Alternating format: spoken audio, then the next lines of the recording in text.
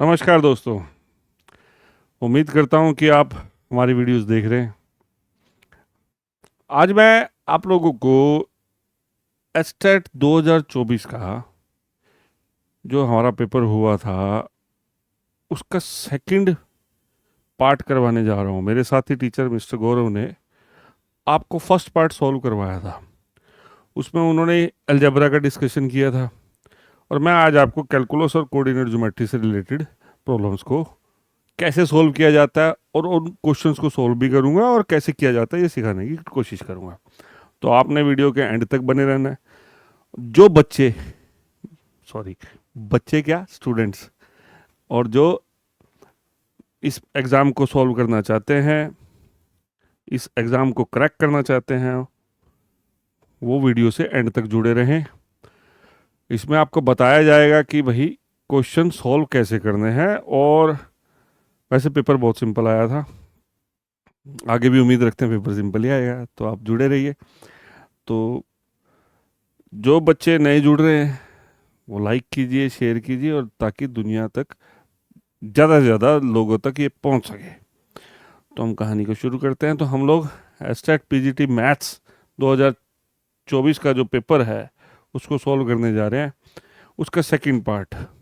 और जो इसमें हम लोग सॉल्व करने जा रहे हैं वो पेपर कोड आपका बी उठाया जा रहा है। पेपर कोड बी उठाया जा रहा है, बी सॉल्व करेंगे। तो कहानी को शुरू करते हैं। इसमें हम लोग क्वेश्चन जो सॉल्व करने वाले हैं वो मेनली बेस्ड हैं कोऑर्डिनेट ज्योमेट्री पर, ठीक है। स्ट्रेट लाइन के ऊपर, स्ट्रेट लाइन जानते हैं ना, है ना, A X plus B Y plus C equals to zero, slope, equation of straight line, इन सब चीज़ों की ज़रूरत है। सर्कल, सर्कल का इक्वेशन चाहिए होगा, एलिप्स, सर्कल, एलिप्स, हाइपरबोला, ये सब है। बेसिकली सारा कुछ आ गया कोऑर्डिनेट ज्योमेट्री के अंदर, ठीक है। कोऑर्डिनेट ज्योमेट्री आने वाली है, उसके ये तीनों पार्ट आने वाले हैं। हाइपरबोला भी आएगा एक क्वेश्चन में, ठीक है। मैक्सिमा मिनिमा और उसकी एप्लीकेशन, मैक्सिमा मिनिमा जानते हो, लिमिट्स एंड डेरिवेटिव्स और इंटीग्रेशंस की प्रॉब्लम्स हम लोग करने वाले हैं। तो स्टार्ट करते हैं क्वेश्चंस को। लीजिए, पहला क्वेश्चन बड़ा सिंपल आया था, कोऑर्डिनेट ज्योमेट्री का बहुत सिंपल क्वेश्चन आया था। If the origin is the centroid of triangle.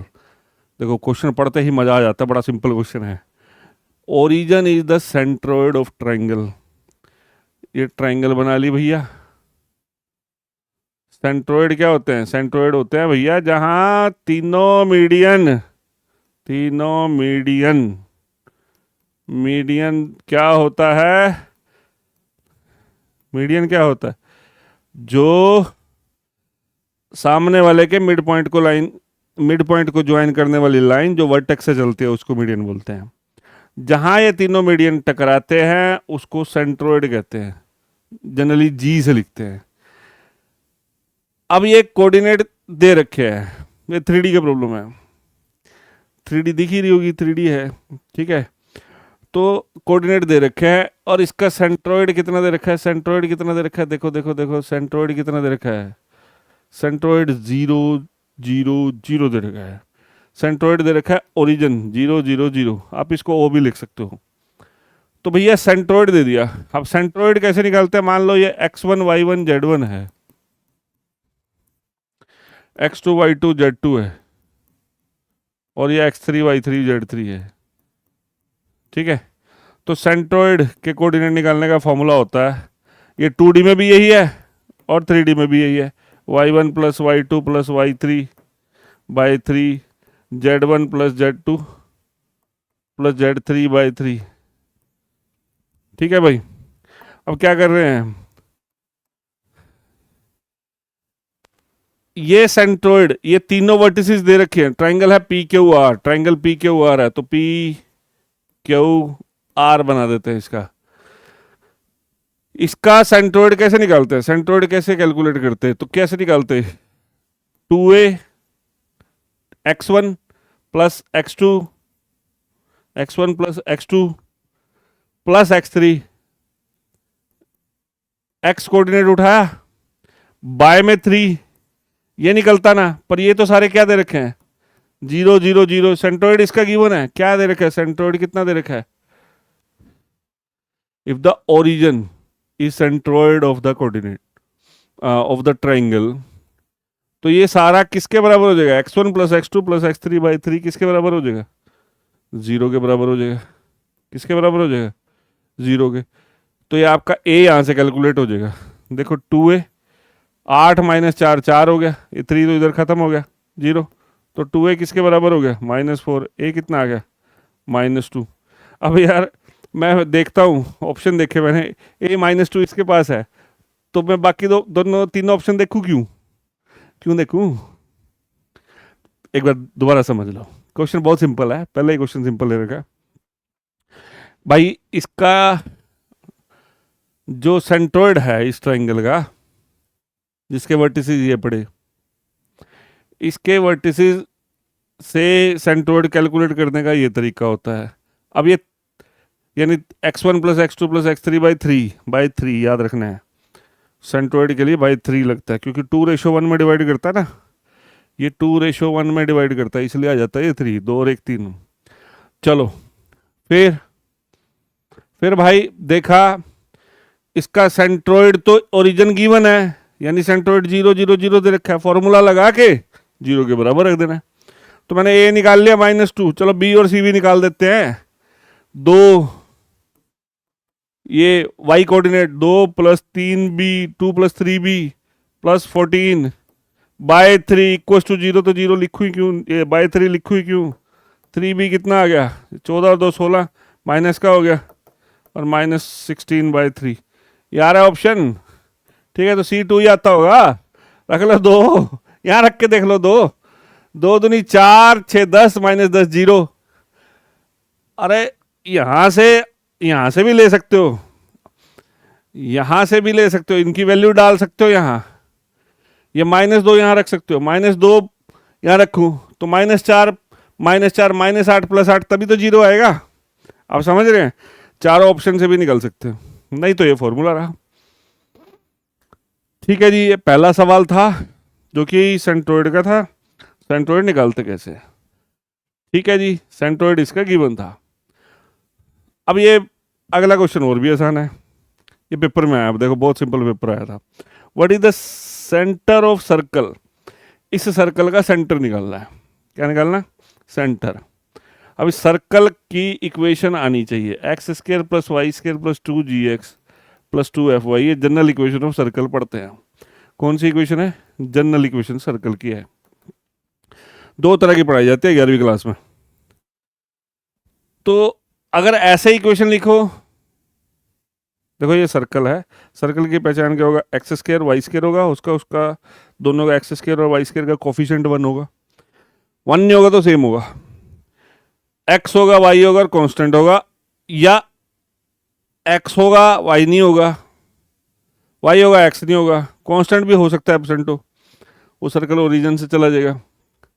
खैर ये सर्कल का इक्वेशन होता है, ठीक है, सर्कल का इक्वेशन होता है, इसका सेंटर निकालने का तरीका है, सेंटर कैलकुलेट करने का तरीका होता है -g - f, और रेडियस निकालने का तरीका होता है, बहुत आसान है, √g² + f² - c।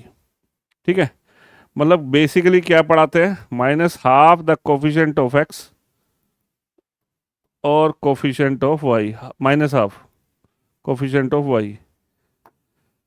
अरे भाई सबसे पहले यहाँ देखो, सबसे पहले यहाँ 1 होना चाहिए, अगर 1 ना हो ना तो यहाँ पर मान लो 4 हो, यहाँ 4 हो, सबसे डिवाइड कर दूँ। अब यहाँ 1 1 है, बहुत बढ़िया है।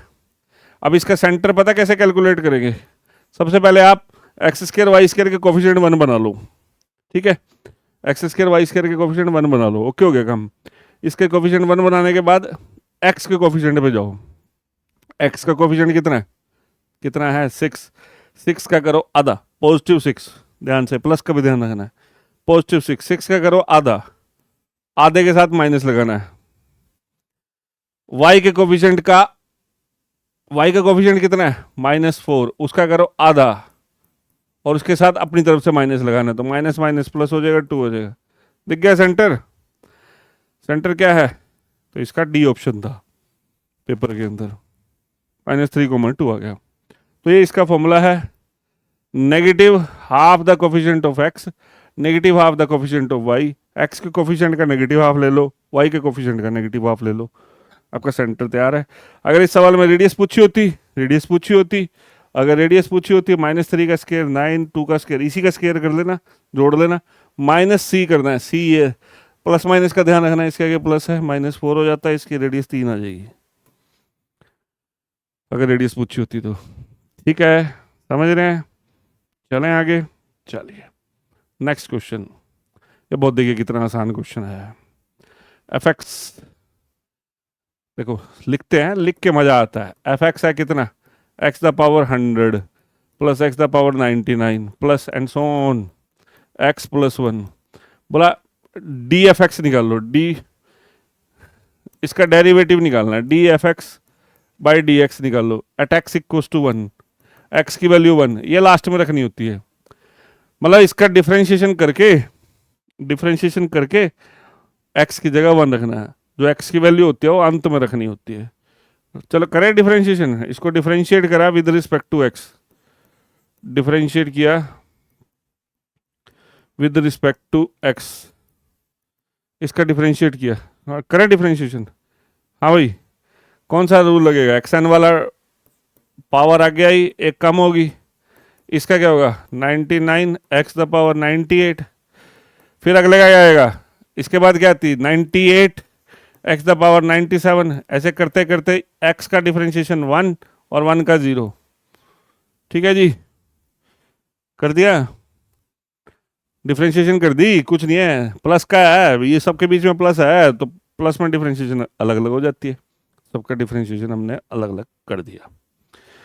अब डिफरेंशिएशन करने के बाद बंदा पूछता क्या है पेपर के अंदर, एक्स की वैल्यू 1 डालो। अब सब जगह एक्स की वैल्यू 1 डाल दी, अब 1 डालेंगे, एक्स की जगह 1 डालेंगे, यहाँ डालेंगे, यहाँ डालेंगे, सब जगह एक्स की जगह जहाँ जहाँ एक्स है वहाँ 1 डाल देंगे। 1 डालेंगे तो 1 की कितनी पावर कर लो 1 ही होती है, 1 की कितनी पावर कर लो 1 होती है, तो ये कितना बच गया 100, 99, 98 प्लस एंड सो ऑन 1। अब देखा जाए तो ये क्या है, 1 2 3 4 100 तक। ठीक है, अगर आप पढ़ते हो, ध्यान से पढ़ते हो, ध्यान से समझते हो, तो 1 2 3 अप टू n तक का सम जो होता है n इंटू एन प्लस 1/2 होता है। या तो इसका जोड़ निकाल लो n इंटू एन प्लस 1/2 से, n आपका 100 है, या निकाल लो किससे, एपी से, एपी से निकाल लें। एपी क्या होती है, नंबर ऑफ टर्म्स जो कि 100 है बाय 2। 101 टर्म थी यहाँ, एक कांस्टेंट, यहाँ 101 टर्म थी, यहाँ उस पर मत जाना ध्यान से, कुछ बच्चों को लगता है ये 100 चीज़ें लिखी हैं, 100 नहीं है, 101 है, ये एक भी है, यहाँ देखो अब दिख जाएगा इसमें। तो चलो number of terms 100 first plus last, ये 50, 50 इंटू 101, 50-50 बिस्किट आया करता था, 50-50 बिस्किट याद रख लो, 1 से 100 तक का जोड़ 50-50। ठीक है, इसके साथ मैं वैसे बता देता हूँ, 1 से n तक का जोड़ जो है ना, फर्स्ट n नेचुरल नंबर्स का सम जो होता है n इंटू एन प्लस 1/2 होता है। इवन नेचुरल नंबर्स का सम 2 4 6 8 10, इसका होता है n into n plus 1, number of terms n मान ली। ओड का सम होता है 1 3 5 7 वगैरह का सम होता है, जोड़ होता है n स्क्वायर। 3 जोड़ याद रखो, नेचुरल नंबर्स का n इंटू एन प्लस 1/2 जो लिखा है, n into n plus 1/2। Even numbers का sum n into n plus 1, number of terms n मान ली, n इंटू एन प्लस 1, 2 नहीं है नीचे। ठीक है, और ओड नंबर्स का सम n स्क्वायर, ये याद रखना है। चलो नेक्स्ट क्वेश्चन में चले आगे, सिंपल क्वेश्चन था, डेरिवेटिव लेके यहाँ बस यहाँ, तो इसका ऑप्शन 50-50 सामने है। ठीक है, चले आगे, चलिए ये बहुत सिंपल क्वेश्चन है, इसमें थोड़ा सा, इसमें क्वेश्चन को लिखा, ये बेसिकली क्वेश्चन ये ऐसे है, y इक्वल्स टू रूट, ऐसे है ये, रूट साइन एक्स प्लस फिर रूट फिर sine x plus root sine x plus root sine x up to infinite. ठीक है, इनफाइनाइट तक जा रही है ये। ठीक है, रूट के अंदर, रूट के अंदर, रूट के अंदर, रूट के अंदर। इस क्वेश्चन, ऐसे क्वेश्चन को कैसे सोल्व किया जाता है उसको समझना है, ठीक है। अगर मैं पहला हटा दूं,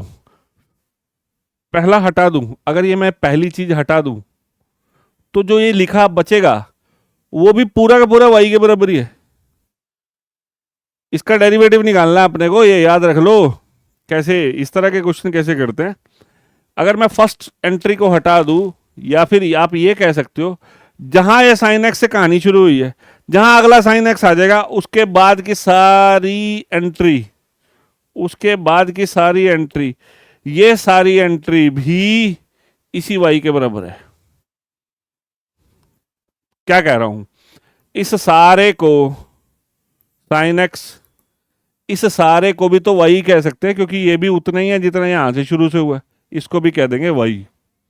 क्या कह देंगे, y ही कह देंगे। अब डिफरेंशिएशन करने से पहले अगर मैं इसको देखूं, यहां अंडर रूट वगैरह नाम की चीज नहीं है, कहीं पर रूट नहीं है, कहीं पर भी रूट नहीं है, ठीक है, यहाँ पर कहीं पर भी रूट नहीं है। तो इसका डिफरेंशिएशन करने से पहले यहाँ स्क्वेयरिंग बोथ साइड कर सकते हैं। अंडर रूट दिखे तो स्क्वेयरिंग बोथ साइड करना पड़ेगा। स्क्वेयरिंग किया दोनों तरफ, ये अपना ऐसा हो गया, ठीक है, रूट से बाहर आ गए क्योंकि यहाँ रूट दिख नहीं रहे, ठीक है, समझ रहे हो। अब डिफरेंशिएट करते हैं इसको with respect to x. Y square का 2y dy by D x, sine x का, अरे वाई स्क्वेयर का विद रिस्पेक्ट टू एक्स कर रहे ना, वाई स्क्वेयर का, जैसे एक्स स्क्वेयर का 2x है।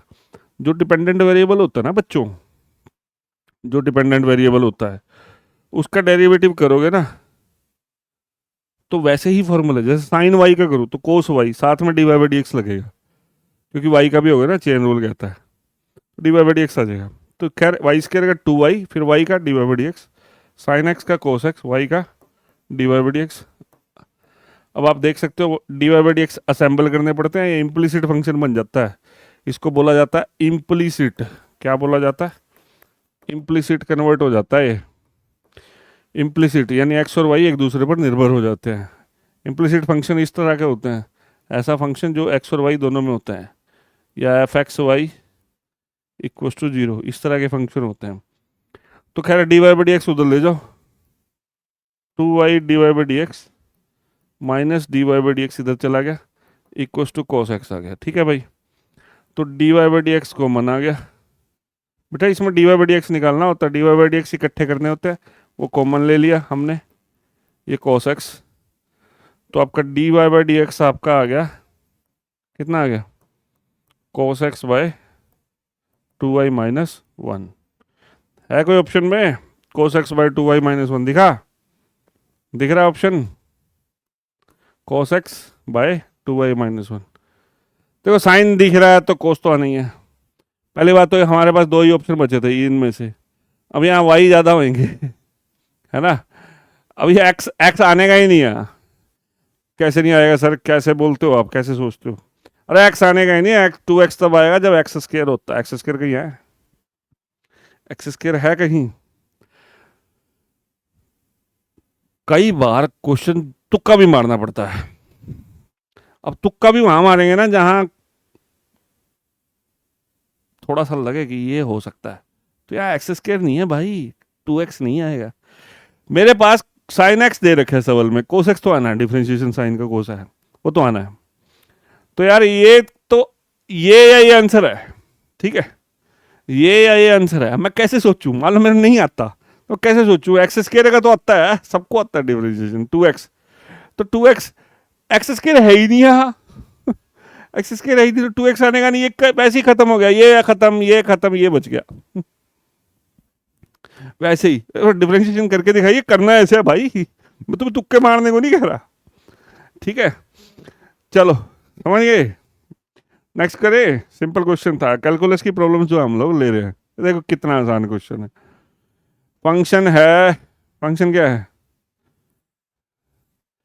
फंक्शन क्या है, देखो एफ एक्स किसके बराबर दे रखा है, 3/x है प्लस 7, एक्स आपका दिख ही रहा है रियल माइनस 0, क्योंकि 0 होएगा नहीं, 0 पे तो इनफाइनाइट बन जाएगा, यानी 0 नहीं लेनी। अब सवाल पूछता है भाई ये फंक्शन डिक्रीजिंग है कि इंक्रीजिंग है। अब इसके करने के तरीके तो कई हैं। या तो इसका ग्राफ बनाना हो तो दिख जाएगा बढ़ रहा है कि कम हो रहा है। ग्राफ बनाना आता हो तो एक घट रहा है बढ़ रहा है ये पता चल जाएगा। ठीक है। अब इसका ग्राफ बनाना नहीं आता तो डिफ्रेंशिएशन मदद करता है। डिफ्रेंशिएशन कैसे मदद करता है? इसका डेरिवेटिव लो। अब डेरिवेटिव इसका 1/x का -1/x² होता है, 7 का 0 होता है, -3/x²। इसका डिफ्रेंशिएशन ले लिया। अब इसका डिफ्रेंशिएशन करो। जिस फंक्शन में सिर्फ ये पूछा हो कि ये डिक्रीज हो रहा है, इंक्रीज हो रहा है, या नॉन मोनोटोनिक है, मतलब सिंगल नेचर का नहीं है, मतलब ना बढ़ रहा है ना कम हो रहा है, ऐसी बातें पूछी जाए तो आप डेरिवेटिव ले लो। अगर वो डिफ्रेंशिएशन आसान पड़ती है तो ये आसान पड़ता है। मैंने क्या करा, इसका डिफ्रेंशिएशन ले लिया। अब 3/x का डिफ्रेंशिएशन कैसे होता है? 3/x का ऐसे लेंगे ना, इसका डिफ्रेंशिएशन करने के लिए 3x⁻1 बनाएंगे ना, तो -3x⁻2 हो गया, यानी -3/x²। मैंने डायरेक्ट लिख दिया। और 1/x का मेरे को याद है -1/x², आप भी याद रखो। 1/x का -1/x², 1/x का इंटीग्रेशन log x। चलो, इसका डिफ्रेंशिएशन ले लिया। अब बच्चों जिसका डिफ्रेंशिएशन जिसका डिफ्रेंशिएशन 0 या 0 से बड़ा आएगा वो तो करेगा इंक्रीज। जिसका डिफ्रेंशिएशन 0 या 0 से छोटा आएगा वो डिक्रीज करेगा। जिसका डिफ्रेंशिएशन, अब 0 या 0 से छोटा का मतलब पॉजिटिव होगा या नेगेटिव होगा। नेगेटिव होगा तो वो डिक्रीज करेगा।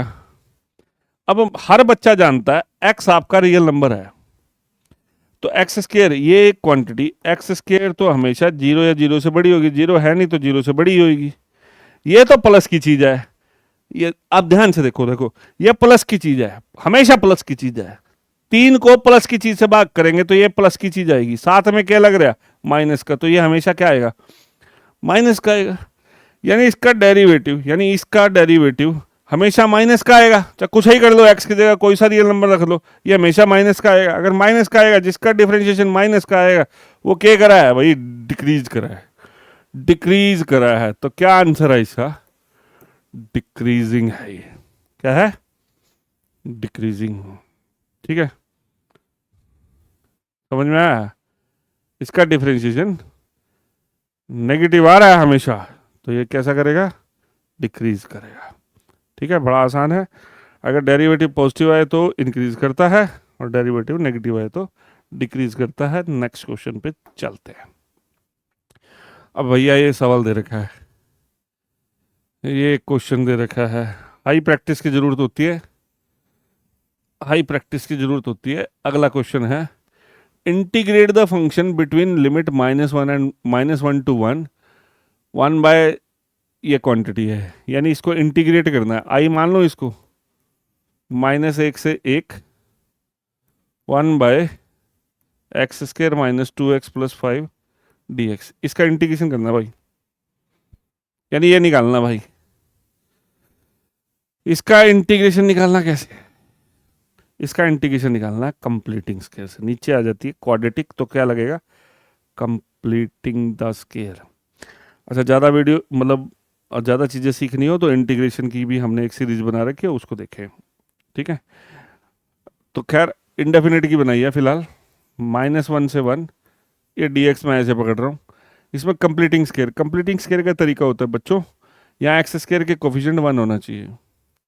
x² का कोफिशिएंट 1 होना चाहिए। कोफिशिएंट 1 है, ठीक है जी। अब कंप्लीट स्केयर कैसे करना होता है? अब इसके बाद x के कोफिशिएंट पे जाओ, माइनस जाते हो नहीं जाते क्या फ़र्क पड़ता है? माइनस का इसमें कोई फ़र्क नहीं पड़ेगा, x के कोफिशिएंट के माइनस का इसमें फ़र्क नहीं पड़ेगा कंप्लीटिंग स्केयर में। खैर x के कोफिशिएंट का क्या करोगे? आधा, 2 का आधा, 2 का हाफ, 1, 1 का स्केयर ऐड करोगे और सब्ट्रैक्ट करोगे। तो कंप्लीटिंग स्केयर लगा रहे हैं। कौन सा मेथड लगा रहे हैं? Completing the square. क्या मेथड लगा रहे हैं? Completing the square. ठीक है, तो कंप्लीटिंग स्केयर मेथड में सबसे पहले तो एक्स स्केयर के साथ कुछ नहीं होना चाहिए। अगर कुछ है तो कॉमन ले लो, धक्के से ले लो, बाहर निकाल दो उसको। फिर एक्स के कोफिशिएंट के पास जाओ, एक्स के कोफिशिएंट का आधा, 2 का आधा 1, 1 का स्केयर जोड़ना है और माइनस करना है। जो जोड़ा जाएगा वो होल स्केयर बना देगा। क्या बनाएगा देखो, A square plus B square minus 2ab, A square plus B square minus 2ab, ये बन जाएगा a माइनस बी का होल स्क्र। 5 - 1 इसको कैलकुलेट कर लो, 5 - 1 4 बनेगा, 4 को 2 का स्क्वायर लिख दिया।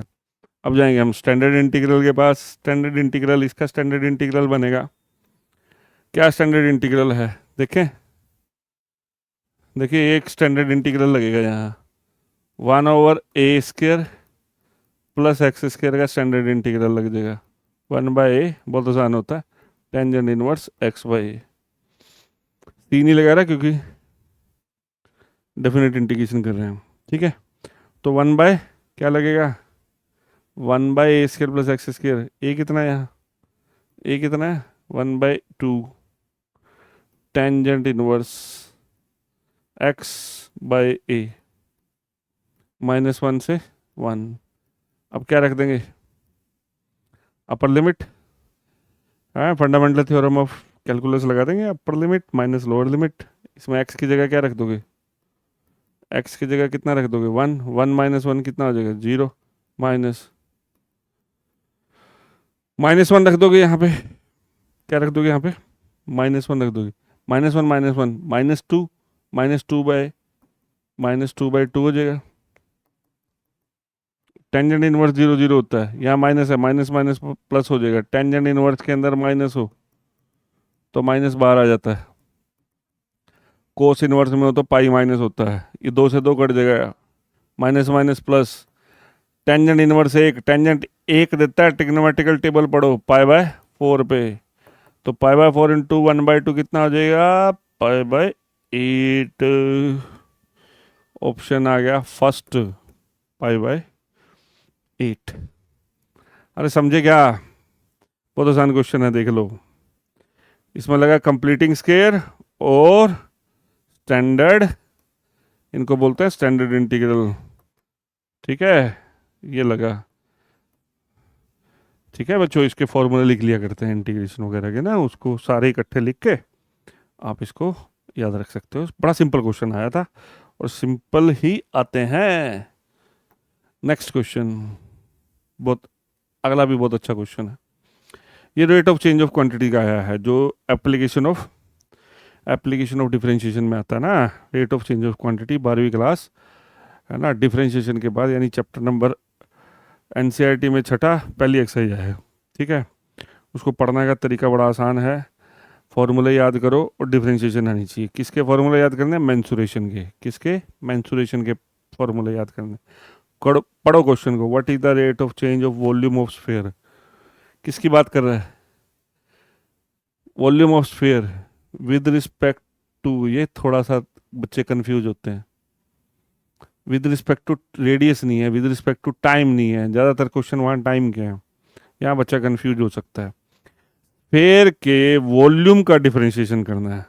अच्छा, इसमें यूजुअल नोटेशन है, सब बच्चे जानते हैं, वॉल्यूम के लिए हम ज़्यादातर v इस्तेमाल करते हैं, सरफेस एरिया के लिए s लिया करो, a ले लो कोई बात नहीं, इससे फर्क नहीं पड़ता। वॉल्यूम का डिफरेंशिएशन सरफेस एरिया की रिस्पेक्ट में करना है। What is the rate of change of volume of sphere with respect to surface area, यानी अपने को निकालना है dv/ds, ठीक है। What is the rate, rate का मतलब डिफरेंशिएशन ही होया करा है, रेट मतलब डिफरेंस, वैसे तो रेट होता है differentiation with respect to time, speed को रिप्रेजेंट करता है, पर रेट मान लियो भाई डिफरेंशिएशन करनी है, ठीक है।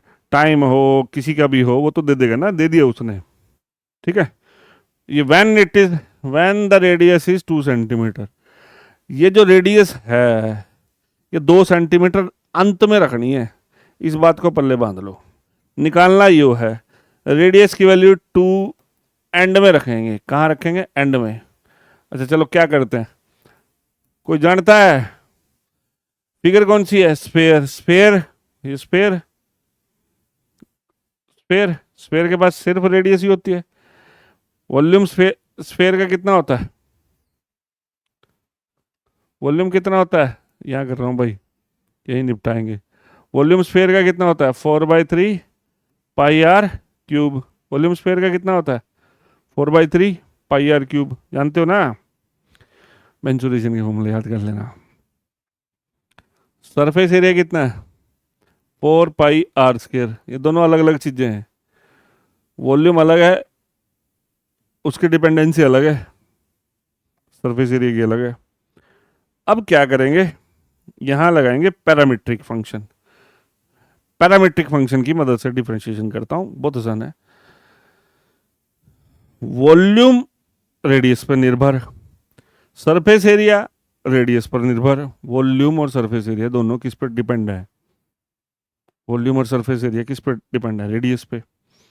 तो ऑटोमेटिकली वॉल्यूम और सरफेस एरिया भी एक दूसरे पर डिपेंड है। इसको बोलते हैं पैरामीट्रिक फंक्शन, या r will act as a parameter. तीसरा वेरिएबल आर, वी एस दोनों डिपेंडेंट वेरिएबल, पढ़िए ध्यान से, ठीक है। तो इसको डिफरेंशिएट करेंगे आप, बेटा बहुत सिंपल है, डिफरेंशिएट करो विद रिस्पेक्ट टू आर, बहुत आसान है।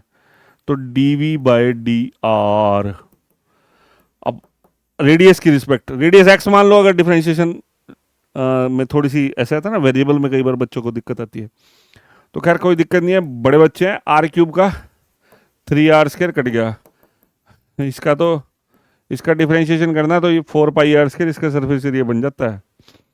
खैर इसमें बदलाव करें तो सरफेस एरिया का फॉर्मूला क्रिएट हो जाता है। इसका डिफरेंशिएशन करो विद रिस्पेक्ट टू आर, करो भाई, 8πr कितना आ गया, r² का 2r आ गया, ठीक है। अपने को क्या निकालना, dv बाय ds निकालना है ना, यही तो है। What is the rate of change of volume of sphere with respect to its surface area, surface area की रिस्पेक्ट में करना था, तो dv बाय ds निकालना है। तो dv बाय ds निकालने का तरीका है, इस क्वांटिटी को इस क्वांटिटी से डिवाइड कर दो।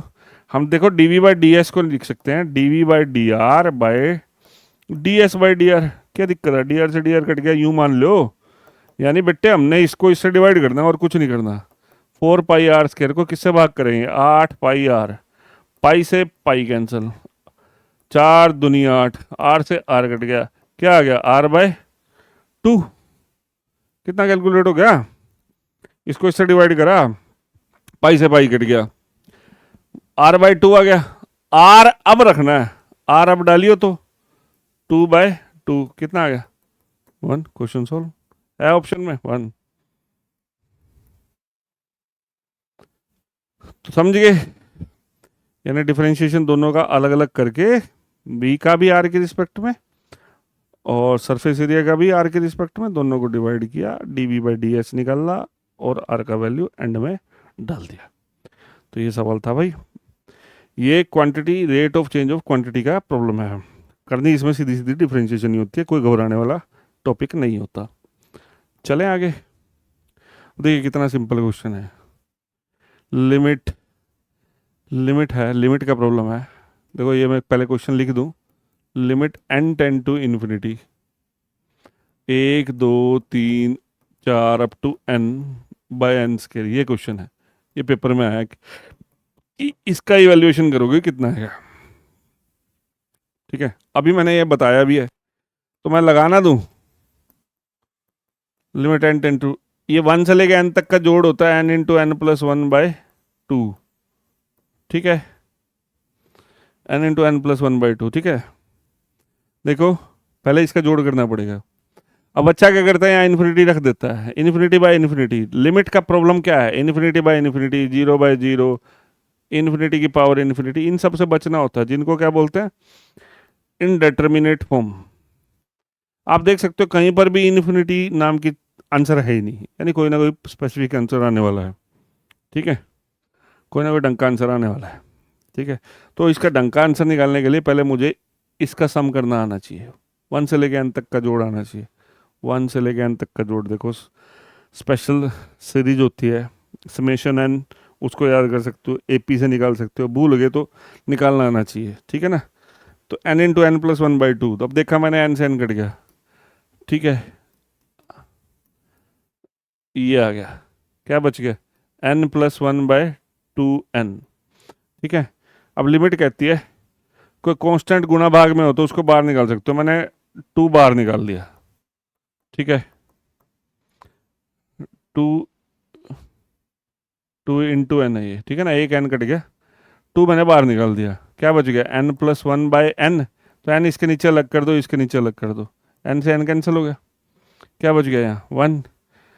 अब अगर आप इन्फिनिटी पुट करते हो, अब 1/∞ 0 होता है, ये चाहिए होता है इसके लिए, ये बनाने की कोशिश करते हैं हम। इन्फिनिटी लिमिट में क्या करते हैं, इनफाइनाइट लिमिट का प्रॉब्लम आ जाए सामने, इनफाइनाइट लिमिट में एक्स की जगह एन की जगह इन्फिनिटी दे रखा हो, तो 1/, बनाने की चीज़ करो, जो वेरिएबल है 1/, बनाने की कोशिश करो, यानी ऊपर नीचे ये देख लो। चलो मैं सीधा बताता हूँ, अगर ऊपर एन की पावर ज़्यादा होती आंसर आता है इन्फिनिटी, नीचे एन की पावर ज़्यादा होती आंसर आता 0। अगर ऊपर नीचे एन की पावर सेम है ना, यहाँ जैसे एक पावर है तो आंसर कोई डेफिनेट आएगा। अब डेफिनेट आंसर कैसे प्रोड्यूस करेंगे, या तो एल हॉस्पिटल रूल लगा लो, इसका डेरिवेटिव ले लो, इसका डेरिवेटिव ले लो, इसका डेरिवेटिव एन का डेरिवेटिव 1, 1 का 0, 2n का 2, आंसर आ गया 1/2। एल हॉस्पिटल रूल, या तो ये लगा लो, एल हॉस्पिटल बोल देते हैं बच्चे, एल हॉस्पिटल होता है या जो भी होता है, ये लगा लो। ये कब लगता है, जब इन्फिनिटी, इन दोनों केस में लगता है, इन्फिनिटी/इन्फिनिटी और 0/0 में। अगर ये दोनों में से चीज़ बनती है कोई, तो ऊपर नीचे का डिफरेंशिएशन अलग अलग कर लो, मैं आगे भी एक क्वेश्चन में करूँगा, ठीक है। तो बच्चों ये या तो ऐसे कर लो, या इनफाइनाइट लिमिट में कैसे करा मैंने, इसको कैसे करा, तो कई तरीके हैं ना, कैसे करेंगे, या तो ये लगा लिया 1/2, मेरा आंसर तो निकल चुका है, या ये कर लो, ऊपर नीचे n से डिवाइड कर लो, क्या कर लो, ऊपर नीचे n से डिवाइड कर लो, ठीक है। n से n कैंसिल हो गया, 1/n, n से n कैंसिल हो गया। अब इन्फिनिटी डाल दो, 1/∞ क्या होगा 0, 2, आंसर कितना आ रहा है 1/2। दिखा, बहुत सिंपल क्वेश्चन है,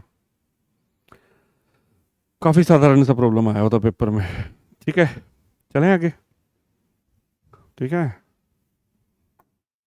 देखिए कितना, नेक्स्ट क्या है ये question, in what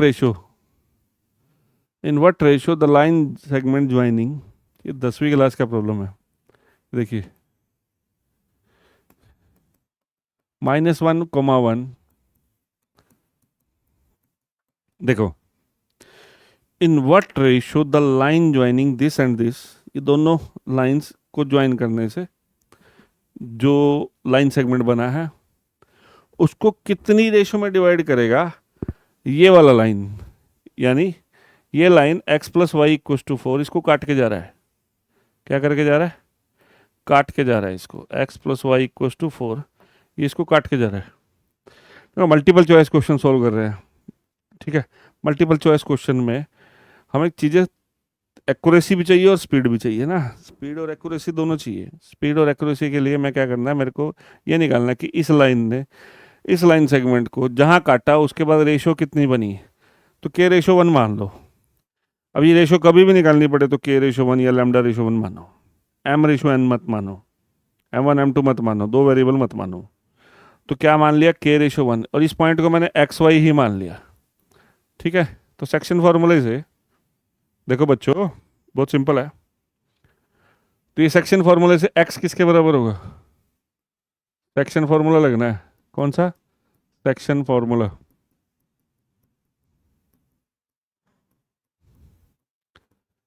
section formula लगाएंगे। तो x किसके बराबर होगा, k × 5 यानी 5k प्लस 1 × -1, यानी जैसे देखिए x कैसे निकलते हैं, k × ऐसे निकालते थे ना बचपन में, निकालते हैं 5k - 1/k+1, ये आपका x आ गया। और y ऑर्डिनेट कैसे निकलेगा, k × 5, सॉरी 7k + 1/k+1, ठीक है भाई। आपका x y in terms of k आ गया, ठीक है। अब every point satisfied its equation, ये पॉइंट P जो कि इन दोनों का इंटरसेक्शन पॉइंट है, जिसने इसको कुछ रेशो में डिवाइड करना है। सवाल यह है कि इन दोनों पॉइंट से जो लाइन सेगमेंट बना है उसको इस लाइन ने काटा है, और काट के कितनी रेशो में कन्वर्ट कर दिया, ये निकालना बड़ा काम है। तो ये रेशो माननी है k+1, रेशो क्या माननी, k/1, ठीक है। और ये पॉइंट मान लिया x और y, अब पॉइंट मान लिया x और y, और पॉइंट को xy को सेक्शन फॉर्मूले की मदद से k की फॉर्म में लिख दिया। अब ये xy इस लाइन के ऊपर भी है, तो इसको क्या करेगा, सेटिस्फाई, तो इसलिए मैंने xy मान लिया इसको। ये एक्स और वाई की वैल्यू में डाल दो, क्या है 5k-1/k+1। एक्स की जगह ये डाल दो और वाई की जगह ये डाल दो ना, जल्दी करो। 7k+1 बराबर 4। अब सेक्शन फॉर्मूला में mx2 ये होता है ना, mx2 + nx1/m+n। चाहे x कोऑर्डिनेट निकालो चाहे y कोऑर्डिनेट, जो डिनोमिनेटर है वो सेम ही आता है, तो ये उधर चला जाएगा। 5k-1 + 7k+1, ये भाई साहब कॉमन लेके उधर चले जाएगा। 4k+4 बन जाएगा, मल्टीप्लाई कर दिया मैंने। 5 और 7 12k, ये -1 से 1 कट गया, ठीक है। इक्वस टू 4k भी इधर ले आए, 4k माइनस का हो गया, 4 आ गया, ये इधर ले आया भाई। 8k बराबर 4 आ गया, k की वैल्यू होगी 4/8 जो कि होगी 1/2, यानी रेशियो आ गई 1:2। जो k का वैल्यू आएगा वही रेशियो होएगा, 1:2 है ऑप्शन में है, ठीक है। और भाई एक्स और वाई सेक्शन फार्मूले की मदद से मैंने के की फॉर्म में ले लिए, के जो एक्स और वाई की वैल्यू इसमें डाल दी, क्योंकि ये पॉइंट इसके ऊपर भी है इसके ऊपर भी है, तो ये उसको भी सेटिस्फाई करेगा। तो एक्स और वाई की वैल्यू ये जो के की फॉर्म में है यहाँ रख दी, फिर एक्स कैलकुलेट कर लिया, मेरा आंसर आ गया 1:2। चेक कर लो, चेक कर सकते हो 1:2, चेक कर सकते हो यहाँ 1:2, ये 1:2 निकाल के देख सकते हो। 1:2 यहाँ ये रख के देख सकते हो। यहाँ पे कैसे रखेंगे, देखिए एक्स किसके बराबर हो जाएगा, 1 × 5, 5 माइनस माइनस 2, 5 माइनस 2 3, 3/2, ये एक आ गया पॉइंट, वाई आ गया 1 × 7, 7 7 आ गया, +1/1 + 2 3, कितना आ गया देख ना, 1:2, 2 एकम 2, ये 9/3 3 आ जाएगा, एक यानी ये पॉइंट आ गया 1,3। अगर 1 3 यहाँ रखूँ, 1 और 3 4 होते हैं, सेटिस्फाइड है, 1:2 डेफिनेटली ट्रू आंसर है।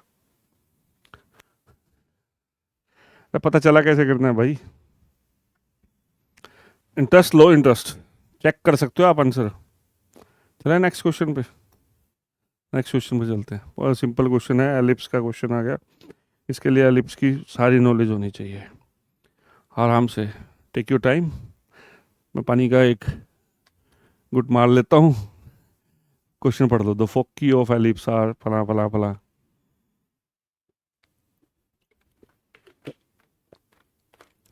द फोकी ऑफ एलिप्स, अब यहाँ ना प्लस माइनस होता है, क्योंकि फोकी वर्ड जो होता है, फोकी में 2 चीज़ें होती हैं, यहाँ प्लस माइनस भी होता है। नहीं दिया कोई फर्क नहीं पड़ता। चलें, देखो एलिप्स में चीज़ें क्या होती हैं, एलिप्स बना लो, सोच लो, ठीक है, इसको सेंटर बोलते हैं, है ना। स्टैंडर्ड एलिप्स आना होता है ना। अब चीज़ें कट गई हैं, दूसरा एलिप्स जो है वो कट गया है। ज़्यादातर जो एलिप्स आएगा, ठीक है, जो एलिप्स आता है वो स्टैंडर्ड एलिप्स आता है। 2 स्टैंडर्ड एलिप्स हैं, इसका फोकी एक्स एक्सिस पे और फोकी वाई एक्सिस पे हो। इसका फोकी एक्स एक्सिस पे है क्योंकि एक्स कोऑर्डिनेट है। अब फोकी का फॉर्मूला होता है, फोकी का फॉर्मूला होता है ±AE0। अगर फोकी वाई एक्सिस पे होता तो 0 ± AE होता। तो फोकी दे दिया मैंने, फोकी देखा 2 है, तो मैंने सीधा सीधा लगा लिया AE2 है। अब जानते हो ना ई क्या होता है, ई होती है एलिप्स में एक्सेंट्रिसिटी। देखो एलिप्स और हाइपरबोला जो कॉनिक सेक्शन है, कॉनिक सेक्शन में स्मॉल ई का मतलब होता है एक्सेंट्रिसिटी, इसको उससे मत लेना, एक्सपोनेंशियल नंबर नहीं है। तो एक्सेंट्रिसिटी होती है एलिप्स में, एक्सेंट्रिसिटी 1 से छोटी होती है। हाइपरबोला में एक्सेंट्रिसिटी 1 से बड़ी होती है, और पैराबोला में एक्सेंट्रिसिटी 1 होती है। ठीक है, ठीक है भाई। अब ये ए ई होता है, फोकस होता है, 2 फोकस होते हैं, एस और एस डैश मान लेते हैं। देखिए ए ई है और यहाँ होता है -AE0, ठीक है। एंड इट्स एक्सेंट्रिसिटी 1/2 है, यानी ई आपको दे दिया, ये तो बहुत आसान हो गया। ये होता है ए ई, ठीक है, ये ई होता है और ई 1/2 है। ई का वैल्यू यहाँ डाल दो, ई का वैल्यू डाल देता हूँ, 1/2 डाल दिया, ये 1/2 डाल दिया। बेटा ए निकल जाएगा ना, 2 2 जा 4, ए निकल गया। अब इसमें निकालना पड़ता है b. What is the equation of ellipse if it is given that its centre is origin, centre इसका 0 0 है। मैं पहले ही बोल चुका हूँ स्टैंडर्ड एलिप्स मानना है, ठीक है। अब मैंने इससे हिसाब लगा लिया, ये इसका एक्स एक्सिस पे इसका फोकी बनने का, या मेजर एक्सिस इसका एक्स एक्सिस पे होगा। अगर ये 0 2 होता तो ये दूसरे वाला होता, दूसरे वाला वर्टिकल वाला होता, ठीक है। अब इसमें बी स्क्वायर, अभी शायद आप लोगों को पता हो इक्वेशन होता है एलिप्स का, एलिप्स का इक्वेशन अगर एक्स एक्सिस पे है x square by a square plus y square by b square equals to 1, ये एलिप्स का इक्वेशन होता है, ठीक है। तो चलो खैर ए आ गया अपना 2। अब बी निकालने का फॉर्मूला है, बी ए में रिलेशन होता है, b square equals to a square 1 minus e square होता है, ये होता है भाई, b square equals to a square 1 minus e square. अब बी स्क्वायर निकालना है, ए स्क्वायर कितना है 4, 4 का स्क्वायर 16, 1 माइनस ई का स्क्वायर, ई का स्क्वायर कितना है 1/4, ये 16, 3/4, 4 से 4 कट गया, बी स्क्वायर आ गया 12, ए स्क्वायर की जगह 16, बी स्क्वायर, ये तो सीधा सीधा बी स्क्वायर ही चाहिए होता है, ए स्क्वायर बी स्क्वायर चाहिए होते हैं, ए स्क्वायर की जगह 16, बी स्क्वायर की जगह 12, 16 12 यहाँ दिखाई दे रहे हैं।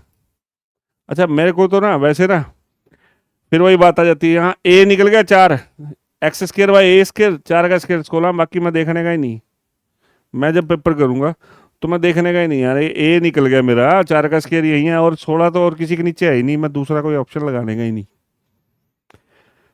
मैं बी निकालने के चक्कर में नहीं पड़ूंगा। खैर मैंने आपको बता दिया है करना कैसे है, ठीक है। आपको स्पीड कैसे बनानी है, चीज़ों को चारों ऑप्शन को फटाफट से देख के कैसे जल्दी जल्दी सॉल्व करना होता है, ये सिखाने की मैंने कोशिश करी। चलें आगे नेक्स्ट क्वेश्चन, काफ़ी क्वेश्चन है समझो। अब ये क्वेश्चन है, कितना आसान क्वेश्चन है, पहले मैं क्वेश्चन का ना स्टेटमेंट थोड़ा सा, ये ऐसे लिखा हुआ है, एफ एक्स है, ये पीस वाइज फंक्शन दे रखा है, क्या दे रखा है पीस वाइज फंक्शन, टुकड़ों में दे रखा है।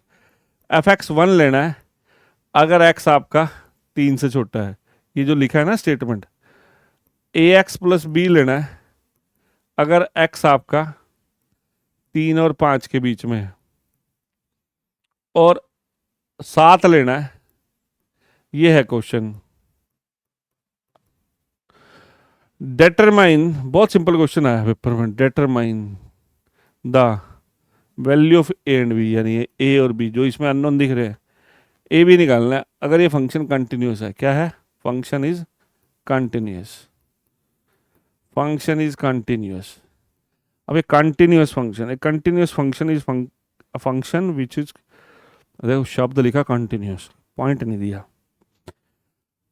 A function is said to be continuous if it is continuous on whole real, जो पूरे रियल नंबर पे कंटिन्यूस हो, तो शब्द जो कंटिन्यूस है बड़ा भारी है, तो पूरे रियल नंबर पे है, यहाँ रियल नंबर की डिस्कशन नहीं करी।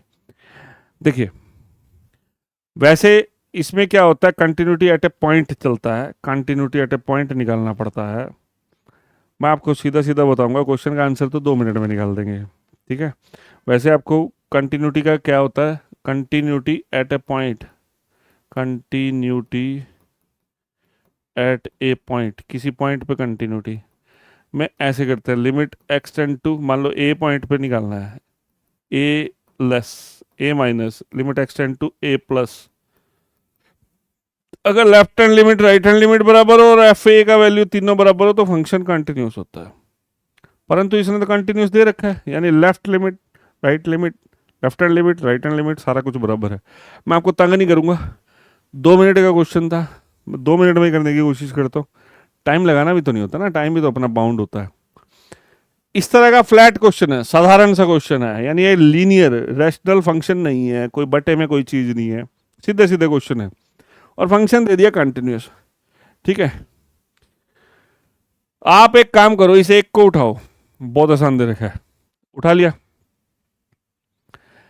x की जगह 3 रखो। आप देखो यहाँ x3 यहाँ पे भी है, यहाँ पे भी है, यानी 3 पे लेफ्ट जाऊंगा तो 1 आएगा, 3 पे राइट जाऊंगा तो यहाँ रखना है। x की जगह 3 रख दो, यहाँ x की जगह 3 रख दो, 3a प्लस b आ गया। x की जगह 3 रख दो, x की जगह 3 रख के यहाँ इसके बराबर कर देना। ठीक है, यहाँ पर क्या करा मैंने, x की जगह 3 यहाँ रखा, 3 यहाँ रखेंगे, यहाँ x नाम की चीज़ ही नहीं है। अगर यहाँ x होता तो 3 वहाँ भी रख देता और दोनों को बराबर कर देता। इसी तरह से x की जगह 5 रखो, यहाँ पे 5 रखो, 5a प्लस b, x की जगह 5 रखा और इसको 7 के बराबर कर दिया। नहीं समझ में आया?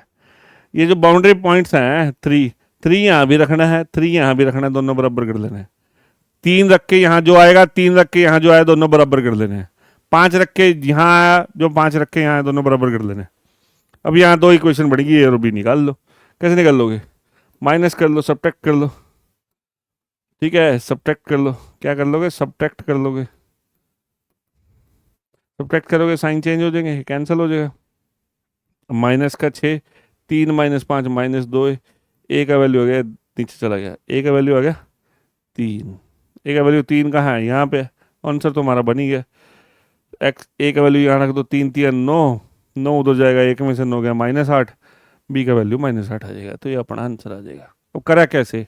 अगर इस तरह का क्वेश्चन पूछा जाता है तो क्या करते, क्या करेंगे? ये जो बाउंड्री पॉइंट है ना, इसको x की जगह रखा, यहाँ पे रखा, दोनों बराबर कर लेने हैं। क्योंकि लेफ्ट लिमिट यहाँ बनती, राइट लिमिट यहाँ बनती, दोनों बराबर कर लिए, सीधा सीधा करेंगे ना। और x5 यहाँ रखा, x5 यहाँ रखा, दोनों बराबर कर लिए, ए और बी कैलकुलेट हो गए। ए की वैल्यू यहाँ डाल दी, बी की वैल्यू निकल जाएगी, 8 आ जाएगी माइनस का। समझ गए? आसान होते हैं, मुश्किल नहीं होते। नेक्स्ट क्वेश्चन पे चलते हैं, अच्छे क्वेश्चन पे चलते हैं। ये क्वेश्चन आया, integrate the following function between -1 to 1। ये है -1 to 1, x माइनस, ये चीज जानते हो, ग्रेटेस्ट इंटीजर x। ठीक है, एक काम करता हूं मैं, ये है integrate the function between limit -1 to 1 F x है आपका x minus greatest integer x। ये सवाल है सामने। ठीक है, यहाँ ये ग्रेटेस्ट इंटीजर फंक्शन, ये जो बॉक्स बना रखा है दैट इज कॉल्ड ग्रेटेस्ट, इसको बोलते हैं ग्रेटेस्ट इंटीजर फंक्शन। क्या बोलते हैं? Greatest integer function. एक काम करते हैं, पहले हम ना इसको सोल्व कर लेते हैं, इसके बारे में अभी डिस्कस करते हैं कि ये क्या चीज़ है। पहले मैं इसको सोल्व कर लेता हूँ। ठीक है, देखें, देखो भाई, integrate the function between this and this, यानी लिमिट है, आपको x की जगह पुट ही करना पड़ता है लास्ट में, यानी आंसर x में तो आने नहीं वाला, ये दोनों आंसर तो पॉसिबल ही नहीं है, ये दोनों। अब बच गया ये या ये। ठीक है, देखते हैं क्या आता है। x का इंटीग्रेशन x²/2 -1 से 1, upper limit 1/2 minus lower limit -1/2, क्या आ जाएगा? लोअर लिमिट रखेंगे तो 1/2 आ जाएगा, तो 0 आ गया। ये कितना आ गया? 0 आ गया। अरे कितना आ गया? x का x²/2, अपर लिमिट 1/2, -1 रखोगे तो भी 1/2 होएगा, upper limit minus lower limit 0 आ गया, यानी केवल ये बच गया। ठीक है, अब मैं आपको ना ग्रेटेस्ट इंटीजर के बारे में बताता हूँ। ये क्या है, एक सेकेंड, इतने में ही अपने को काम चलाना है, इसलिए समझने की कोशिश करें। ग्रेटेस्ट इंटीजर फंक्शन क्या होता है? ग्रेटेस्ट इंटीजर फंक्शन होता है लेस देन और equals to integer, less than और इक्वल्स टू इंटीजर। यानी अगर आप इसमें 4.3 रखोगे तो आउटपुट आएगी 4, यानी आपका रियल नंबर में, मान लो ये कोई नंबर 0 से 1 के बीच में है, 1 को छोड़ के उसके ऊपर ये बॉक्स लगाओगे तो उसका आउटपुट 1 आएगा, पिछला इंटीजर है, पिछला इंटीजर। अगर यह 4.8 भी होता ना तो भी 4 आता है। अब -3 3.4 है, मान लो -3.4, -3.4 किस में लाई करेगा? 0, -1, -2, -3, -4, -3.4 यहाँ होगा। इसका पिछले वाला इंटीजर -4 बनता है। पिछले वाला इंटीजर लेना है बच्चों आपने। क्या लेना है? पिछले वाला इंटीजर। ठीक है, तो मेरे को क्या करना है, इसका इसका इंटीग्रेशन कैसे सॉल्व करूंगा? इसको मुझे ना इंटीग्रल वैल्यूज पे तोड़ना होता है। -1 से -1 तक जाना है। इसको कैसे करेंगे? इसको करेंगे भाई -1 से 0, लिमिट तोड़ेंगे -1 से 0, ताकि एक एक इंटीग्रल वैल्यू पे टूटे, +0 से 1।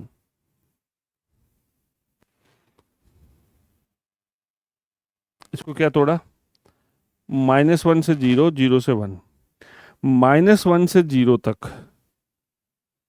इसमें 0 कंटेन ना करो, सोचो एक बार थोड़ी देर के लिए, 0 कंटेन ना करो, 0 नहीं है। -1 से 0 के बीच में कोई भी नंबर ले लो, उसको यहां सोचोगे तो आउटपुट बनेगा -1। अभी मैं आपको बता रहा था, अगर मेरे को -1 से 0 के बीच में कोई नंबर लेना हो, 0 नहीं लेनी, ये ले रहा हूं, इसके ऊपर ये बॉक्स लगाएंगे तो आउटपुट बचेगी -1, पिछला इंटीजर लेना है। और 0 और 1 के बीच में कोई नंबर है तो इंटीग्रल वैल्यू ये आ रही है 0। तो माइनस माइनस प्लस हो गया, ये तो 0 हो गया, माइनस माइनस प्लस हो गया, प्लस हो गया। 1 का इंटीग्रेशन x होता है, upper limit 0 minus lower limit -1, 1 आ गया, यानी इसका आंसर है 1। आपको समझ में आया क्वेश्चन? यहाँ है 4, -1 से 1, देखो फिर से देखते हैं, -1 से 1, इसमें आपको ऐसे चलना है कि एक नंबर का डिफरेंस पड़े। -1 से 0 तोड़ी मैंने लिमिट, 0 से 1 तोड़ी, -1 से 0 तक कोई भी नंबर यहाँ रखोगे उसका आउटपुट -1 आएगा, और 0 से 1 तक कोई भी नंबर रखोगे उसके ऊपर उसका ग्रेटेस्ट इंटीजर चेक करोगे तो 0 आएगा। अब इसका इंटीग्रेशन तो बच ही गया, बहुत सिंपल है। इसका तो देखो ये पार्ट तो आसान था, इसको हमने तोड़ना होता है इंटीग्रल के ऊपर। हम ऐसे तोड़ते हैं लिमिट को ताकि एक एक इंटीजर का फर्क पड़े। ठीक है, तो इसका आउटपुट है 1। फिर भी अगर आपको ये क्वेश्चन समझ में ना आए तो आपको और क्वेश्चन करवाए जा सकते हैं, आप कमेंट बॉक्स में डाल सकते हो। ठीक है, इस तरह की प्रॉब्लम सोल्व करवाई जा सकती है। नेक्स्ट क्वेश्चन चलते हैं, बड़ा आसान सिंपल सा क्वेश्चन आया। लिमिट है, वो देखो लिमिट वहां थोड़ी दूर सी पहुंच गई हमारी, लिमिट x टेंड टू 2 है। क्वेश्चन सिंपल है, x -2 बाय, देखो ये क्वेश्चन बड़ी आसानी से किया जा सकता है। या तो ये लगा सकते हो, limit x tend to a xn minus A N by x minus A होता है n a n -1, या तो ऐसे कर सकते हो। या देखो बच्चों, मैं इस क्वेश्चन को कैसे सोल्व करूं, x की जगह 2 रखता हूं तो ये 0 आ जाता है, 2 की पावर, ये 0/0 फॉर्म है, तो इसमें ना एल हॉस्पिटल रूल लगा लो, बहुत आसान पड़ता है। या इसकी 1/3 का क्यूब कर लो, 1/3 का a cube minus b cube, ये 3 तरह से निकल सकता है, a cube minus b cube, a minus b a square plus a b plus B square, इससे निकल सकता है। या तो a cube minus b cube से निकल सकता है। मैं आपको करके दिखाता हूं, सबसे आसान पड़ता है एल हॉस्पिटल रूल।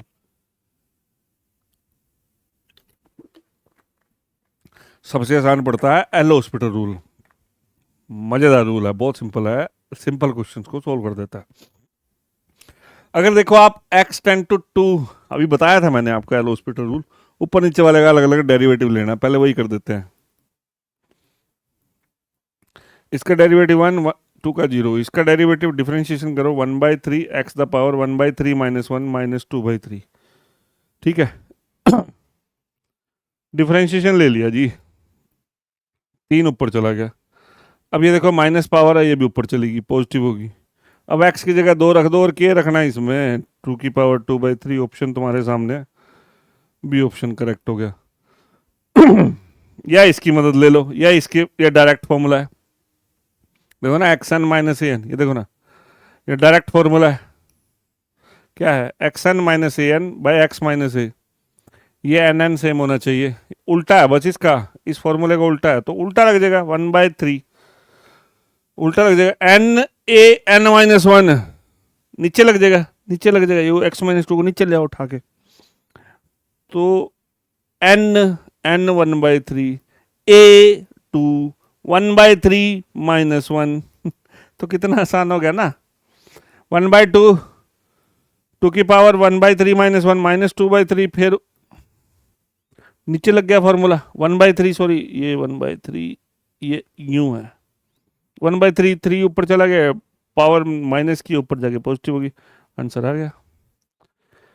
या ए क्यूब माइनस बी क्यूब लगा लो। अब ए क्यूब माइनस बी क्यूब कैसे लगाएंगे? इसको 1/3 बना लेंगे, उसका क्यूब कर लेंगे, टू 1/3 माइनस इसका क्यूब कर लेंगे, फिर ए क्यूब माइनस बी क्यूब का फॉर्मूला लगा लो। आप एल हॉस्पिटल रूल से भी कर सकते हो, स्टैंडर्ड लिमिट से भी कर सकते हो, this is called standard limit. इससे सॉल्व कर सकते हो क्वेश्चन को, जैसे मर्जी कर सकते हो। मैं तो आपको एडवाइस करूंगा एल हॉस्पिटल रूल देखा करो, लग जाता है, बड़ी आसान हो जाता है क्वेश्चन, जल्दी हो जाता है उससे। ये क्वेश्चन अच्छा है, ये क्वेश्चन अच्छा है, क्वेश्चन पढ़ लो पहले। क्वेश्चन को पढ़ना बड़ा जरूरी है। देखो हम तो स्पीड में करेंगे, क्योंकि हम लोगों ने तो आपको कन्वे करना है, पढ़ना आपको है। The focal distance of a point on the parabola. सबसे पहले तो आप इस पैराबोला की रिस्पेक्ट करो, ये पैराबोला कैसा है, पैराबोला कैसा है, देखो ना, ये पैराबोला दे रखा है, बाद में देखेंगे क्या होता है। पैराबोला है Y square equals to 4x, क्या है? Y square equals to 4x, क्या है? Sorry, y square equals to 12x, ये पैराबोला दे रखा है, ठीक है। What is the abscissa? The focal distance of a point, the focal distance of a point on the parabola, इस parabola के ऊपर कोई पॉइंट है, उसका फोकल डिस्टेंस। देखो पैराबोला के ऊपर पॉइंट जहां पर भी है वहां पर, ये पैराबोला राइट हैंडेड पैराबोला, कौन सा पैराबोला है? Right handed parabola. ध्यान से, चार तरह के स्टैंडर्ड पैराबोला हमने रीड करने होते हैं, right handed, left handed, upward, downward, ठीक है। तो y square equals to 12x, ये राइट हैंडेड पैराबोला है। राइट हैंडेड पैराबोला के ऊपर हमने एक पॉइंट कैलकुलेट करना है, कोई पॉइंट कैलकुलेट करना है जिसका फोकल डिस्टेंस, फोकस को s मानते हैं, s होता है a0, इसका a0, इसका फोकल डिस्टेंस कितना दे रखा है? फोकल यानी पॉइंट का फोकल डिस्टेंस कितना दे रखा है? 4। थोड़ी देर पहले मैंने एक रेशियो वाला क्वेश्चन किया था, वहां पर भी मैंने ना यहाँ एक्स वाई मान लिया था, तो एक्स वाई मान लिया करो। एक्स वाई इसके ऊपर है तो एक इक्वेशन तो तुम्हारे पास आई गई, Y square equals to 12x, एक इक्वेशन तो आई गई, क्या आ गई? Y square equals to 12x, एक इक्वेशन आ गई। ये पॉइंट से आपको एब्सिसा निकालना है, एक्स की वैल्यू निकालनी है। देखे देखे कैसे निकलते हैं? सबसे पहले तो ये देखना पड़ेगा, ये पैराबोला को हम कंपेयर करेंगे Y square equals to 4ax से, तो 4a 12 के बराबर है, तो a कितना आ गया? 3। आपका ये पॉइंट निकल गया, s आ गया 3,0, s आ गया 3,0, और p पॉइंट हमने एक्स वाई माना है, p का s से डिस्टेंस कितना है? p का s से डिस्टेंस कितना है? s कितना है आपका? 3,0। p का s से डिस्टेंस कितना है? 4 है। अब आप देखा ps कितना है? 4 है। p से डिस्टेंस फॉर्मूला लगाओ तो x माइनस a कितना है? 3 का स्क्वायर प्लस y माइनस 0 का स्क्वायर इक्वल टू 4 रख दो ना बच्चों। मैंने पहले इसका फोकस निकाल लिया, 4a होता है लेटेस्ट रेक्टम, a निकल जाता है, उसका चौथा पार्ट होता है, a निकल जाता है, a निकलेगा 3, उससे इसका डिस्टेंस लगा लिया, इसका distance formula x2 minus x1 का square plus y2 minus y1 का स्क्वायर, स्क्वायर रूट कर लेते हैं ना, डिस्टेंस 4 है। अब मैंने देखा है यहाँ x माइनस 3 का स्क्वायर, प्लस वाई स्केयर, 4 का स्केयर स्केयर कर दिया मैंने दोनों तरफ, 16 हो गया। अब मैंने देखा वाई स्केयर की जगह यहाँ पे 12x रख दूँ। मेरे को तो x निकालना है, मेरा पर्पज तो x निकालना है, x अब सीसा x होता है ना, तो वाई स्केयर की जगह मैंने क्या रख दिया, 12x रख दिया, 16। अब यहाँ से क्वाड्रेटिक मिल जाएगी, x निकल जाएगा। खोलें इसको, a square plus b square minus 2ab plus 12x, 16 इधर आके माइनस का हो गया, ठीक है। एक्स स्केयर 12 में से 6 गए 6, 9 में से 16 गए माइनस का 7, ठीक है। अब इसके फैक्टर बना लेंगे, इसके फैक्टर 7 एकम 7 आसानी से बन रहे हैं, x प्लस 7 x माइनस 1 बन जाएंगे, x की वैल्यू -7 और x की वैल्यू 1 आ गई। -7 नहीं ले सकते भैया, x नेगेटिव इधर होता है इस पैराबोला में, जहाँ पर भी पॉइंट पे जाओगे x की वैल्यू 1 आएगी, मतलब पॉजिटिव आएगी। यहाँ पे x की वैल्यू फर्स्ट क्वाड्रेंट और फोर्थ क्वाड्रेंट में x की वैल्यू पॉजिटिव होती है, तो x की वैल्यू 1 आ गई। क्या आपका पॉइंट x की वैल्यू 1 डाल देंगे तो y √12 आ रहा है, पॉइंट भी पूछ सकता है, x की वैल्यू यहाँ डालोगे तो y की वैल्यू भी निकाल सकता है, पर उसने सिर्फ एब्सीसा पूछा है, तो एब्सीसा कितना आ रहा है, समझ गए। अरे भैया क्वेश्चन के साथ साथ चलते हैं, बस कुछ नहीं होता, क्वेश्चन के साथ साथ चलते हैं। पेपर बड़ा सिंपल आया था, ठीक है, क्वेश्चन को बस फॉलो करते जाओ, जैसे जैसे कहता जा रहा है वैसे वैसे। ए फोकस की चाहिए थी, फोकल डिस्टेंस क्या होता है, किसी पॉइंट का फोकस से जो दूरी होगी फोकल डिस्टेंस बोल देते हैं उसको, ठीक है। फोकस निकालना पड़ गया, इसके लिए फोकल डिस्टेंस जो दे रखा था 4, डिस्टेंस फॉर्मूले से निकाला, हमें वाई की ज़रूरत नहीं है, 2 इक्वेशन बन गई, एक ये वाली और एक ये वाली, इसमें से वाई को सब्स्टिट्यूट कर दिया, एक्स एक्स में इक्वेशन है कि एक्स कैलकुलेट करा, वाई की ज़रूरत नहीं है, एक्स निकाल लिया। एक्स नेगेटिव हो सकता है या नहीं हो सकता, ये हमें पता होना चाहिए, ठीक है। बढ़े आगे, क्वेश्चन समझ में आया, देख सकते हैं क्वेश्चन को, देख लो आराम से, देख लो वीडियो पॉज करके देखो। नेक्स्ट, अगला बहुत आसान क्वेश्चन है, देखो क्वेश्चन को ध्यान से पढ़ो। इफ द स्ट्रेट लाइन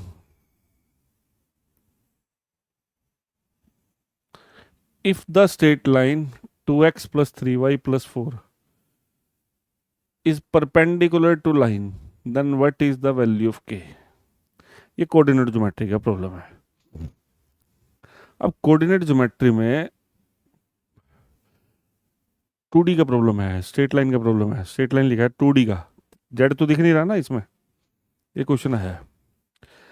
अब जब परपेंडिकुलर की बात करते हैं ना 2D में, परपेंडिकुलर का अब 11वीं क्लास में पढ़ाया जाता है, अगर परपेंडिकुलर की कभी बात करोगे तो m1 m2 -1, अब m1 m2 कौन होते हैं, स्लोप, तो स्लोप्स का प्रोडक्ट -1 होगा। और अगर पैरेलल या कोलिनियर लिखा है, पैरेलल या कोलिनियर आए तो स्लोप्स बराबर होंगे, ये 2 बातें पहले बांध लो। अब अगर ये ax plus by plus c equal to 0 कोई स्ट्रेट लाइन है, तो इसका स्लोप निकाल सकते हो। स्लोप निकालने का negative coefficient of x bye coefficient of y, इस तरीके से स्लोप निकाल सकते हो आप। ना है समझ में तो डिफरेंशिएशन कर लो इसका।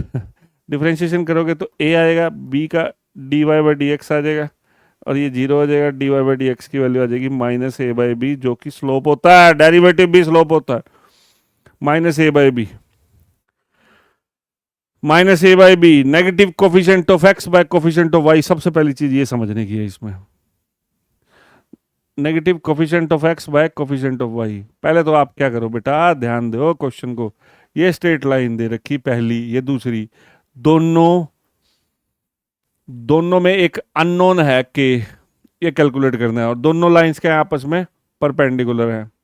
देखो गौर करो, पहले मैं ना इसको अरेंज कर रहा हूँ, अब बच्चे नहीं हो आप, x x इकट्ठा कर रहे हैं, x के साथ कोफिशिएंट क्या आएगा, एक तो आएगा 2 और 6 के एक्स बनेगा ना, प्लस 6k आ गया, प्लस y के साथ कितना है 3 है, और y के साथ यहाँ पर कितना आ रहा है -k, प्लस ये 4 + 12k, इसकी हमें कोई खास जरूरत नहीं है। ये पहली लाइन आ गई, इसका स्लोप निकाल लो। इस लाइन को मैंने, लाइन कैसे लिखते हैं, पहले x होता है फिर y होता है फिर कांस्टेंट होता है, ठीक है। एक्स का कोफिशिएंट, जो भी एक्स का कोफिशिएंट है वो उठा लिया। एक्स के कोफिशिएंट को वाई के कोफिशिएंट से डिवाइड करना है और साथ में माइनस लगाना है। ये पहला आपका स्लोप आ गया। इसी तरह से दूसरा स्लोप, ये बड़ा आसान सा स्लोप दे रखा है, minus coefficient of x by coefficient of y. अब इन दोनों का प्रोडक्ट m1 m2 -1 के बराबर रख दो, क्योंकि क्या दे रखे हैं, परपेंडिकुलर दे रखे हैं दोनों लाइंस। ये लाइन और ये वाली लाइन दोनों क्या है, परपेंडिकुलर। और परपेंडिकुलर हो तो m1 m2 किसके बराबर होता है, स्लोप्स का प्रोडक्ट किसके बराबर होता है, -1। और पैरेलल हो तो स्लोप्स क्या रख देते हैं हम, अगर ये पैरेलल कहता तो स्लोप्स बराबर रख देते, यानी इसको इसके बराबर रख देता। अब ये दोनों का प्रोडक्ट किसके बराबर रखना है मेरे को, -1, यानी इसको -2 + 6k बाय 3 - k इंटू -7/5 को -1 के रख देते हैं।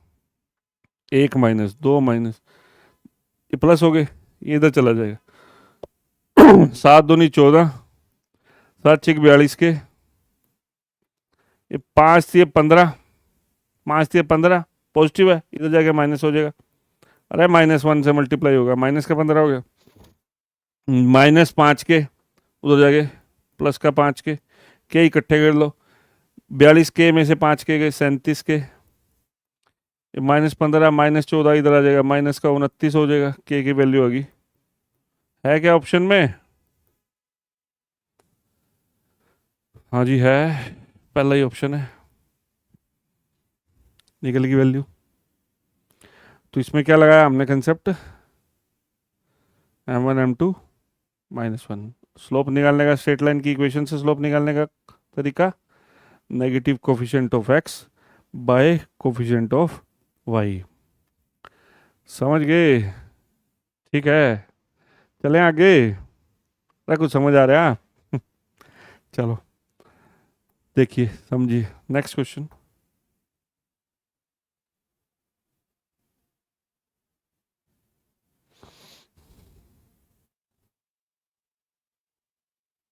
नेक्स्ट क्वेश्चन है, तो कितना आसान है क्वेश्चन। क्वेश्चन पढ़ दो।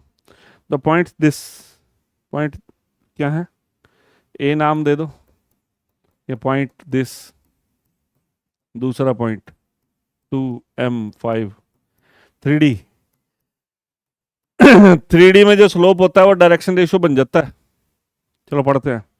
आइए, पॉइंट्स क्या हैं, कोलिनियर हैं, क्या है, कोलिनियर पॉइंट्स हैं, कोलिनियर है। 3D में पॉइंट्स क्या है, ये तीनों कोलिनियर हैं। अब कोलिनियर या पैरेलल एक जैसे ही होता है। देखो 3D में ना, ये देखो 3D में ना A1 B1 C1 ये डायरेक्शन रेशियोज मानते हैं। डायरेक्शन रेशियोज किसकी होती है, लाइन की होती हैं। दूसरी direction ratio A2 B2 C2 मानते हैं ज़्यादातर, ठीक है, ये भी दूसरी लाइन है। अगर ये पैरेलल है या कोलिनियर है, पैरेलल है या कोलिनियर है, तो उसके लिए चेक करना होता है A1/A2 B1/B2 C1/C2। और अगर परपेंडिकुलर है, पैरेलल है तो, और अगर परपेंडिकुलर है तो A1A2 B1B2 plus C1C2 zero होता है, अगर परपेंडिकुलर चेक करना हो। सबसे पहली बात है, इसमें से डायरेक्शन रेशियो निकालनी पड़ेंगे। और डायरेक्शन रेशियो कैसे निकालते हैं, डायरेक्शन रेशियो ये दो कोऑर्डिनेट दे रखे हो तो डायरेक्शन रेशियो निकाल लूंगा मैं ए बी के डायरेक्शन रेशियो बच्चों कैसे निकाल लेंगे, x2 - x1, इसमें से एक घटाऊंगा प्लस का हो गया, इसमें से एक घटाऊंगा ये भी प्लस का हो गया,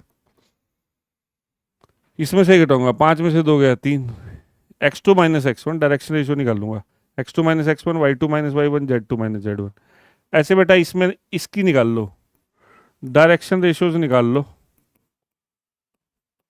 ए बी सी है पॉइंट, डायरेक्शन रेशियो किसकी निकाल लो, ए सी की, इसकी आसान पड़ेगा ना।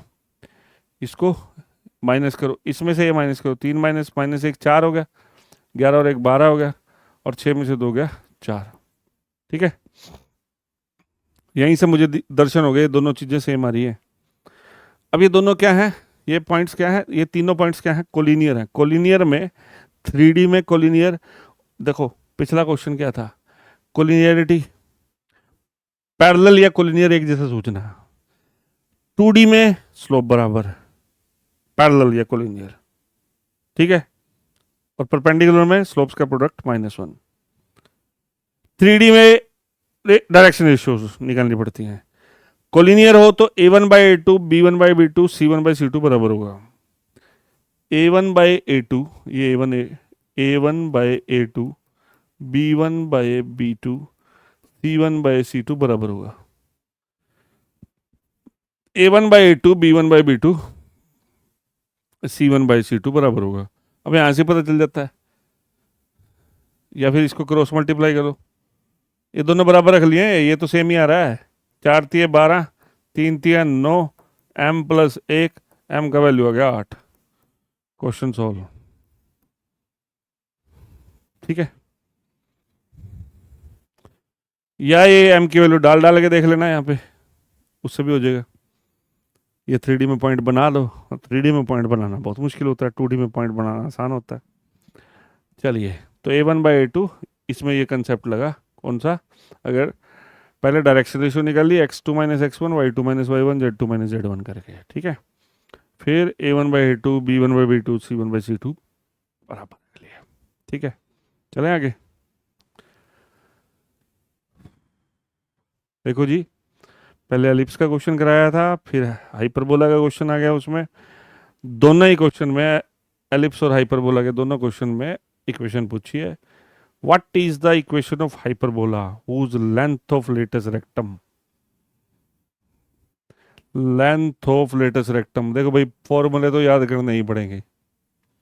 सबसे पहली बात तो हाइपरबोला जो भी है, ये जैसा भी हाइपरबोला है, हाइपरबोला और एलिप्स दोनों का लेटस रेक्टम, दोनों की फोकी, दोनों की डायरेक्ट्रिक्स सेम माननी है। सिर्फ एक जगह फर्क पड़ता है, इसकी एक्सेंट्रिसिटी एक से ज्यादा होती है, और ए बी का रिलेशन, ए बी ई का जो रिलेशन है अलग है। क्वेश्चन पे ध्यान देंगे, हाइपरबोला का इक्वेशन कैलकुलेट करना है, whose length of latus rectum. अब लेंथ ऑफ लेटस रेक्टम, ये फॉर्मूला होता है 2b² a, 8। क्या है? Length of latus rectum. अब लेंथ ऑफ लेटस रेक्टम क्या चीज होती है? मान लो ये वाला हाइपरबोला ना, ये वाला है, देखो सारे क्वेश्चन में एक्स पहले दे रखा है ना, अरे वाई पहले दिया होता तो ये वाला होता। अब लेंथ ऑफ लेटस रेक्टम फोकी जहाँ होती है ना, ये होती है लेंथ ऑफ लेटस रेक्टम, ये यहाँ से लेके यहाँ तक की दूरी, और ये है 2b² a। 2b² कितने के बराबर दे रखी है लेंथ ऑफ लेटस रेक्टम? 8 के। तो 2 से ये काट दूं तो b² आ गया 4a, ये हमारे पास एक इक्वेशन आ गया। देखो इक्वेशन ऑफ हाइपरबोला क्या है, ये इक्वेशन है x² - y² b² = 1। दिख ही रही है, ऐसी ऐसी है। मेरे को ए और बी कैलकुलेट करने हैं, थोड़े थोड़े फॉर्मूले याद करने होते हैं। फोकी होती है ए ई, 0 ± भी होता है। डायरेक्ट्रिक्स होता है x = a/, ए बी का रिलेशन, ए बी का रिलेशन, ए बी ई का रिलेशन। एलिप्स हो तो ये याद कर लो, b² = a² 1 - e²। हाइपरबोला हो तो याद कर लो, b² = a² e² - 1। बस इतनी सी बात है, बाकी सारा सामान सेम है। इसमें भी 2b² a होता है, उसमें भी 2b² a होता है। तो जैसा उसने कहा length of latus rectum, a b usual है भाई, है तो मानने पड़ेंगे। तो b² a², 2b² a को मैंने 8 के बराबर रख दिया, वहां से b² = 4a आ गया। अब आगे क्या कहता है, इसकी एक्सेंट्रिसिटी, एक्सेंट्रिसिटी दे रखी है 3/√5, ये सेकंड, ठीक है। अब ए और बी चाहिए, ए नहीं निकला, बी नहीं निकला, मैं पहले बी निकालता हूं। वी नो b² किसके बराबर है? a² e² - 1 होता है। अरे b² की जगह 4a रख दो, ये फॉर्मूला लगेगा ही लगेगा, ये फॉर्मूला लगेगा ही लगेगा, ए बी ई का रिलेशन।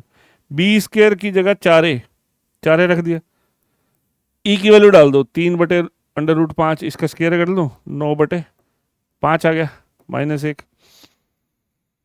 एक ए से ए काट देते हैं, नॉन जीरो क्वांटिटी होती है 4 ए। इसको सॉल्व करूंगा, देख लो ई की वैल्यू डाल दी, इसका स्केयर है 9/5, 9 - 5, 4 आ जाएगा, 4/5 आ गया, 4 से भी 4 कट गया, ए की वैल्यू होगी 5, ए की वैल्यू होगी 5, बहुत जल्दी हो गया। तो ए की वैल्यू होगी 5 और बी यहाँ बी स्केयर आ गया, कितना आ गया 5 चौके 20, बी स्केयर आ गया, ए स्केयर आ गया 25, बी स्केयर 20 आ गया। अब देखो ए स्केयर 25 और बी स्केयर 20 कहाँ है, यहाँ है, तो ऑप्शन क्या आ गया, अरे ए स्केयर और बी स्केयर की वैल्यू डालनी है बस, 25 और 20, ऑप्शन क्या आ गया सेकंड। क्लियर, ये फॉर्मूला तो पल्ले बांध लो, बहुत काम आने वाला है।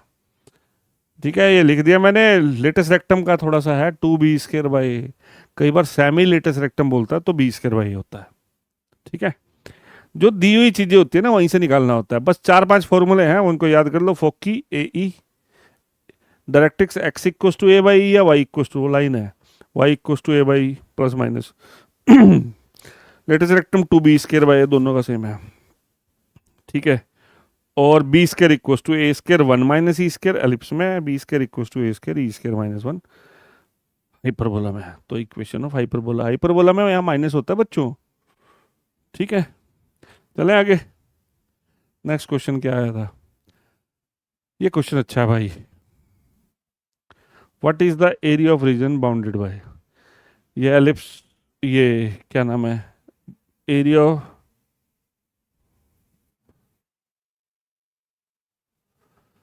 एरिया का क्वेश्चन है, इसमें स्पेस नहीं है हमारे पास, इतने में काम चलाना पड़ेगा।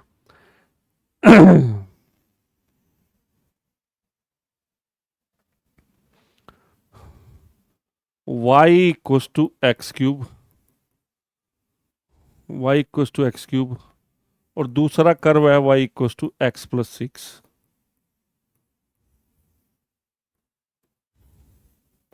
इन दोनों के बीच में एरिया कैलकुलेट करना पड़ेगा।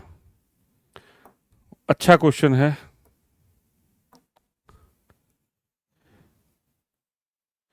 मैं इतने जगह में ही काम करूंगा, थोड़ा ध्यान से देखिए। y=x³, x axis, y axis, x dash, y dash.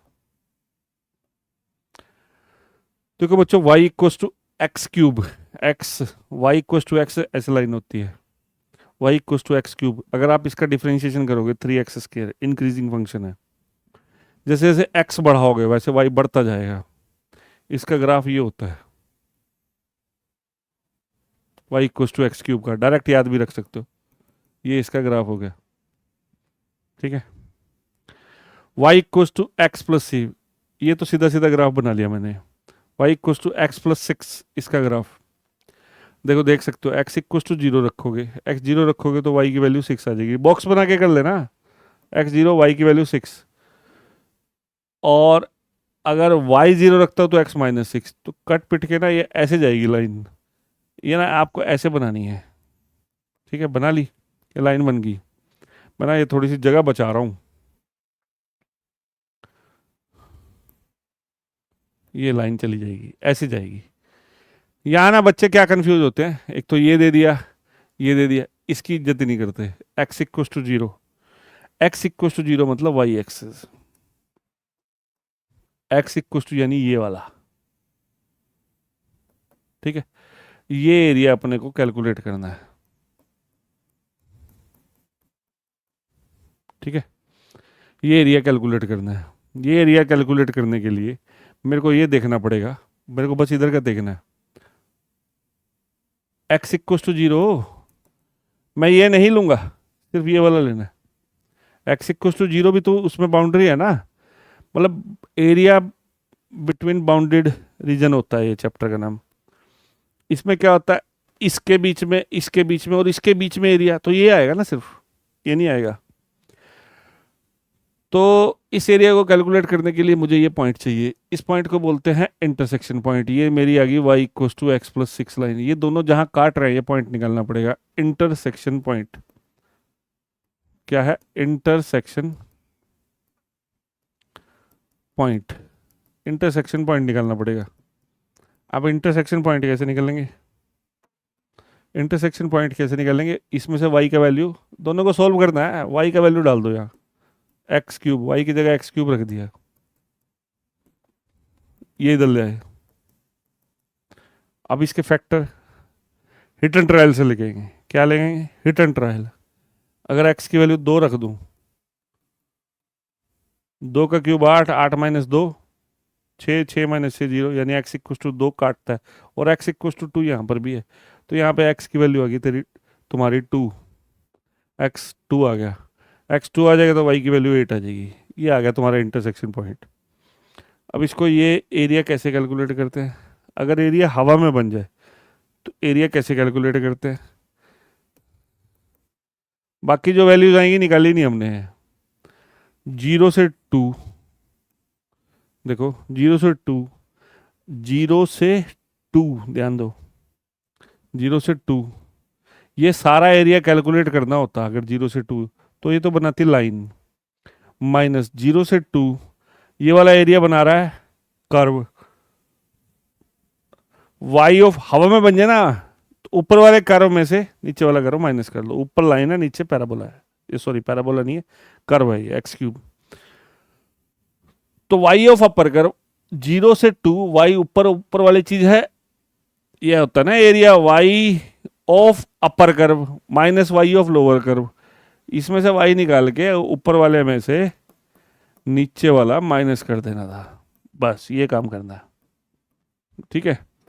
अब इसका इंटीग्रेशन ले लेंगे, एक्स स्क्र बाई 2, 6 का 6 एक्स, एक्स 4 बाय 4, 0 से 2, 2 रखेंगे, 2 का स्क्र 4, 4 बटे 2 2, 2 छिके 12, 2 की पावर 4 16, 16 बटे 4 4, 0 पे सारे 0 हो जाएंगे, 12 और 2 14, 14 में से 4 गए 10, 10 स्क्वायर यूनिट आ गया, ठीक है। तो इसका एरिया कितना बना? 10 स्क्वायर यूनिट। तो y equals to x plus 6 और y equals to x cube का, तो ये एरिया इसका बनेगा, ठीक है। एरिया बिटवीन टू कर्व्स का प्रॉब्लम था, ठीक है। चले आगे, देखो बच्चों कोई डाउट आएगा, कोई डाउट आता है, कोई प्रॉब्लम आती है, कोई क्वेश्चन कभी ये चीज़ समझ नहीं आई सर जी दोबारा बता दो, तो आप उसमें मैसेज कर सकते हो, ठीक है, घबराना नहीं है, ठीक है। अब ये क्वेश्चन कितना आसान है, the pair of equation 3x minus 5y equals to 7 और ये वाली लाइन, दोनों लाइन के सॉल्यूशन बताने हैं। देखो बच्चों 3x minus 5y equals to 7, 3x minus 5y equals to 7 और दूसरी है minus 6x plus 10y equals to 7, दोनों ही 7 7 है। देखो लाइन के सॉल्यूशन निकालने का, ये तो 2D में लाइन दे रखी है, बड़ी आसान है, a2x plus b2y plus c2 equals to 0। अगर देखो a1 by a two b1 by b2 बराबर ना हो तो कौन सा सॉल्यूशन होता है? Unique solution. कौन सा होता है? Unique solution. अगर a1 by a two b1 by b2 c1 by c2 सारे बराबर आ जाए तो इनफाइनाइट मैनी सॉल्यूशन, बहुत सारे आंसर निकलेंगे, 10वीं क्लास का प्रॉब्लम है। और अगर a1 by a two b1 by b2 c1 by c2 के बराबर ना है, नो सॉल्यूशन। अब मैंने देखा a1 है 3, ये निकाल लिया, इसको इससे डिवाइड किया, और c1 बाई सी टू इसको इससे डिवाइड किया, इसको कैलकुलेट किया -1/2 आया, इसको कैलकुलेट किया -1/2 आया, इसको कैलकुलेट किया 1 आया। ये दोनों तो बराबर आए, a1 by a two b1 by b2 बराबर आए, पर ये बराबर ही नहीं आया, तो ये तो बराबर नहीं आया, ये कंडीशन पार होगी, तो कौन सा सोल्यूशन है? No solution. क्या आंसर है? No solution. समझे क्या? अरे बहुत आसान है, ये 3 चीजें तो पढ़नी है, आ जाता है क्वेश्चन इसका भी, ठीक है। तो ये सिंपल सा क्वेश्चन था, कोई ज़्यादा टेंशन वाली बात नहीं थी। अब ये 9वीं क्लास का क्वेश्चन आ रखा है, the sides of triangle are, question आएगा ऐसा ऐसा और बढ़िया। The sides of triangle are, फटाफट से करना होता है। The sides of triangle are 122, चलो जी 122, ये 22, 120, ठीक है। ये ट्रायंगल की साइड्स हैं, ठीक है, ट्रायंगल की क्या है, साइड्स है। बोला इसका एरिया निकालो, क्या निकालो, एरिया। जब तीनों साइड्स दे रखी हो तो बच्चों के दिमाग में आता है एरिया, क्या आता है, हेरन्स फॉर्मूला, हीरोन्स फॉर्मूला जिसको पढ़ते थे हम, हीरोन्स फॉर्मूला या हेरन्स फॉर्मूला, जिस जो मर्जी बोलो, तीनों साइड दे रखी हूँ तो हेरन्स फॉर्मूला क्या होता है। एक मिनट जगह देख लूँ, इसमें जगह है आगे, नहीं है। हेरन्स फॉर्मूला के लिए पहले सेमी पेरीमीटर निकालते हैं, a+b+c/2, फिर एरिया का फॉर्मूला लगाते हैं under root s, s minus a, s minus b, s minus c, ठीक है। या तो इससे निकाल लेंगे, ठीक है, इससे निकाल लेंगे। मेरे दिमाग में ना एक चीज आ रही है, आप इससे निकालना, मैंने आपको बता दिया, इससे निकालना। मैंने देखा 120 का स्क्वायर ये बनता है 14,400, और 22 का स्क्वायर बनता है, 22 का कितना होता है, 484। दोनों को जोड़ू, जोड़े, ये हो गया 4 8 8 14, 14,884 हो गया, ठीक है। और 122 का स्क्वायर यानी 122 गुणा 122, 122 को 122 से गुणा करके देखते हैं। 2 दूनी 4, 2 दूनी 4, 244, 244, 100 और 122, 4 8 8 4 14,884। मैंने देखा इसका स्क्वायर प्लस इसका स्क्वायर, इसका स्क्वायर आ रहा है, तो पाइथागोरस सेटअप होगी, या तो पाइथागोरस सेटअप होगी। इसका स्क्वायर प्लस इसका स्क्वायर, इसका स्क्वायर आ रहा है, यानी इन दोनों में एंगल, ये कर रहा हूं मैं रब, ट्रायंगल मेरे सामने है। 122 यहाँ ले लेता हूँ, 20, सॉरी 120 यहाँ ले लिया, 22 यहाँ ले लिया, 122 यहाँ ले लिया, पाइथागोरस सेटअप होगी। इसका स्क्वायर प्लस इसका स्क्वायर, इसका स्क्वायर आ रहा है, मैंने तो वैसे ही देखा, इसका स्क्वायर प्लस इसका स्क्वायर, इसका स्क्वायर आ रहा है, तो भैया ये तो राइट एंगल ट्रायंगल है। कौन सी है, right angled triangle. Right angle triangle का एरिया कितना होता है, 1/2 बेस इंटू हाइट, बहुत आसान, 22 गुणा 120, इसको काट लेता हूँ, 11 12 132, 1320 आ गया, ऑप्शन आ गया हमारा। या तो इससे निकाल लो भाई, या मैंने ये दूसरा तरीका लगाया है। चलो एक काम करते हैं, इससे भी निकाल लेते हैं, ठीक है। ये मैंने एक टेक्निक बताई है, आप क्वेश्चन को ध्यान से देखा देखा करो, आपके पास रास्ते बनेंगे, रास्ते बनेंगे। साइड्स हैं हमारे पास, साइड्स हैं, साइड्स क्या है, एस निकाल लो, 122 22 120 बटे 2 बाई 2, कितना हो गया, इसको टोटल करो, 144, ये कितना हो गया, 144 और 120 कितना हो गया, 144 और 120 हो गया 264, 132, ठीक है। अब एरिया कैलकुलेशन ज़्यादा है इसमें ना, s, s minus a, s minus b, s minus c, check कर लेते हैं। एस 132, एस माइनस ए पहली 122, 132 माइनस 22, 132 माइनस 120, 132, ये बच गया 10, ये 110, और ये बच गया तुम्हारा 12, है ना। अब मैंने देखा 132 होता है 12 गुना 11, 12 11 132 होता है ना, हाँ होता है। 10 11 110 है, उसको 11 गुना 10 12, 12 का पेयर बन गया, 11 का पेयर बन गया, 10 का बन गया, 12 11 10 बाहर आ गया, 1320 मीटर स्क्वायर आ गया। तुम्हारे को जो अब पसंद हो, पहले वाला टेक्निक पसंद हो पहले वाला लगा लो, दूसरे वाला टेक्निक पसंद हो दूसरे वाला लगा लो। ठीक है, जो तुम्हें पसंद हो वो लगा सकते हो। अरे समझ गए? ठीक है, ये क्वेश्चन था, आसान था। क्वेश्चन तो ये बढ़िया था पिछले वाला, ये था, बढ़िया था क्वेश्चन। ठीक है,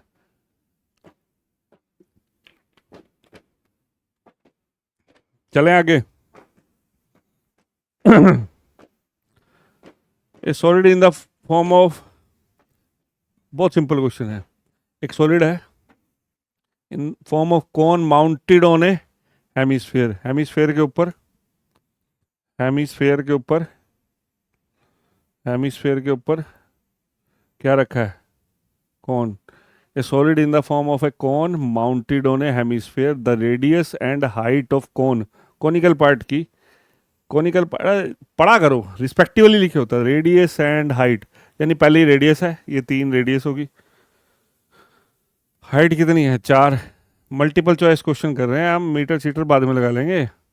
find the volume, volume of given, volume के लिए वॉल्यूम निकालना है, वॉल्यूम के लिए स्लैंट हाइट की जरूरत नहीं होती, कौन का वॉल्यूम क्या होता है, वॉल्यूम निकालना है इसका, वॉल्यूम क्या आएगा, कौन का वॉल्यूम निकालना है और हेमिस्फेयर का वॉल्यूम निकालना है, जोड़ देंगे ना।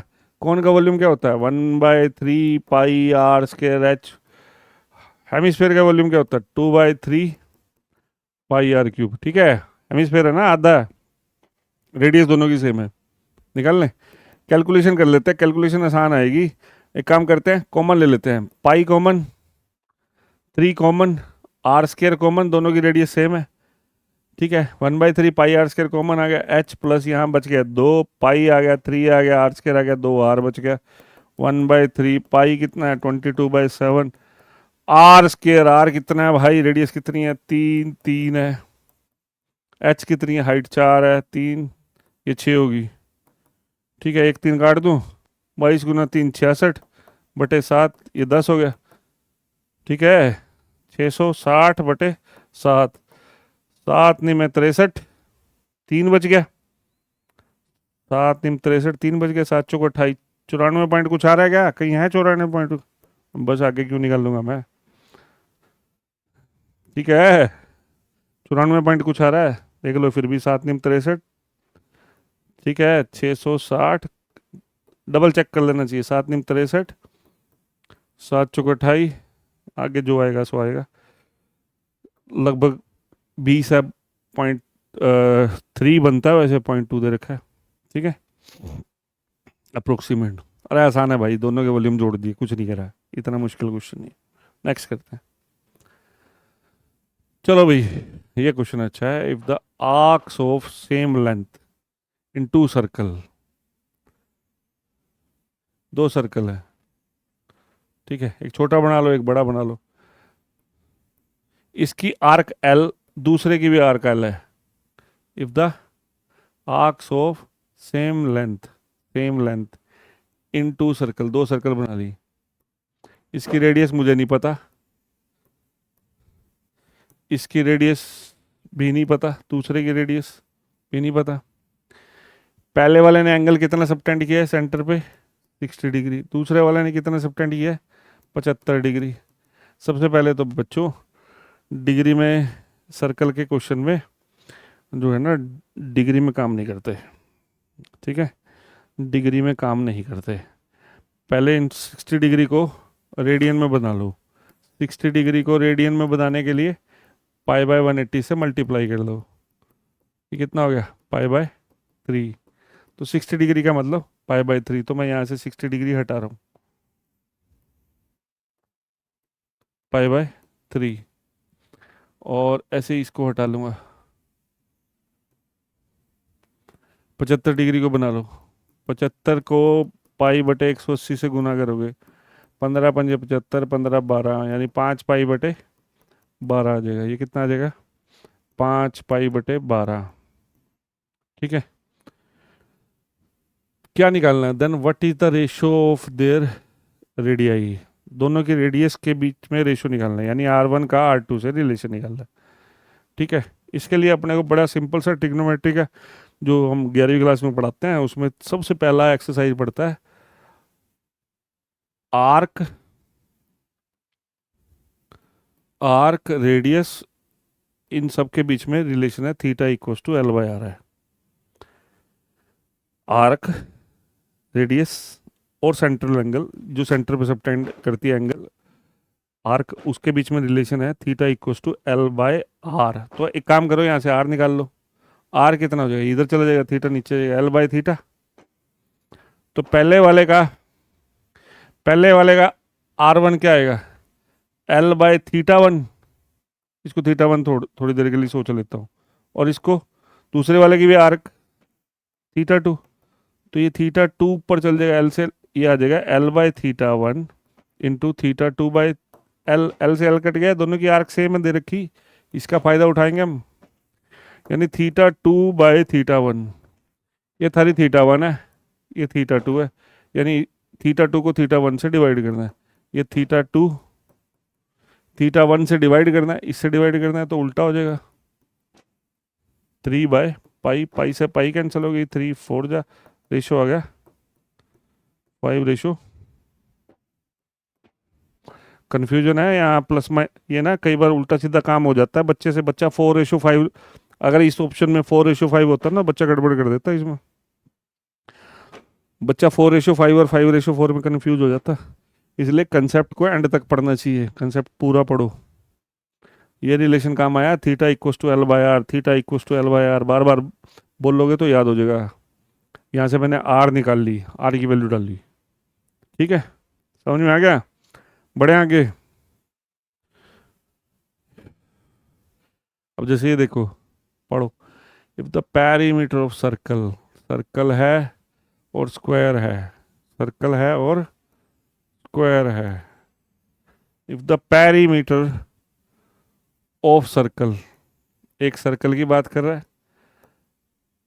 एंड स्क्वायर की बात कर रहा है। स्क्वायर की चारों साइड ए मान लो। क्वेश्चन पढ़ते हैं, perimeter of circle and square are equal. बड़ा सिंपल क्वेश्चन आया। सर्कल का पेरीमीटर और स्क्वायर का पेरीमीटर दोनों बराबर है। सर्कल का सर्कमफेरेंस होता है, उसको भी पेरीमीटर कह सकते हैं। पेरीमीटर या सर्कमफेरेंस सर्कल में एक ही बात है। पेरीमीटर मतलब, पेरी का मतलब होता है बार बार मापो। इसका पेरीमीटर है 2πr, क्या है 2πr, और इसका पेरीमीटर 4 है। If the perimeter of circle and square are equal, दोनों क्या है, इक्वल, दोनों बराबर रख दिए। ठीक है, या तो ए को आर की फॉर्म में ले आओ या आर को ए की फॉर्म में ले आओ। ये 2 से ये काट दूं तो पाई आर इक्वल टू 2a आ गया। चलो इसको यहीं रखते हैं। अब क्या पूछा है, then what is the ratio of their areas. अब देयर एरियाज बोलता है, क्या बोलता है, देयर एरियाज। अब लैंग्वेज में सर्कल पहले आया ना, तो सर्कल का एरिया को स्क्वायर के एरिया से डिवाइड करना है। सर्कल का एरिया कितना होता है, रेशियो मतलब डिवाइड करना, pi r square by a square. यहाँ से ए निकाल लो, ए निकाल लो, आर निकाल लो, तुम्हारी मर्जी है। ए की वैल्यू निकाल लो, ए कितना आ गया, पाई आर बाय 2 डाल दो, पाई आर स्क्वायर। ए की वैल्यू डाल दो, pi r by 2, pi r by 2, pi r by 2 का स्क्वायर, तो कितना हो गया, पाई आर स्क्वायर। ये आ गया पाई स्क्वायर आर स्क्वायर, 2 का स्क्वायर ऊपर चला गया 4, आर स्क्वायर से आर स्क्वायर कैंसिल हो गया, एक पाई कैंसिल होगी, 4/पाई आ गया। ये हमारा आंसर आ गया। अब पाई पुई में तो आंसर दे नहीं रखा, तो पाई की वैल्यू डाल लो। कितना आ गया, सर्कल का एरिया और स्क्वायर के एरिया का रेशियो कितना आया मेरा, 4/पाई। पाई की वैल्यू डाल लो, 22/7, 7 ऊपर चल जाएगा, 2 से काट लो, 14/11 है ऑप्शन में, पहला ऑप्शन 14/11 निकल गया। बहुत सिंपल है। ठीक है, ये तो नाइन्थ क्लास का प्रॉब्लम है, कर सकते हैं। नेक्स्ट क्वेश्चन, ये सबसे अच्छा क्वेश्चन है। जो हमने पढ़ा है आज उनमें सबसे अच्छा क्वेश्चन है। देयर इज ए ट्राइंगल ये कंफ्यूजन वाला क्वेश्चन है। There is a triangle ABC in which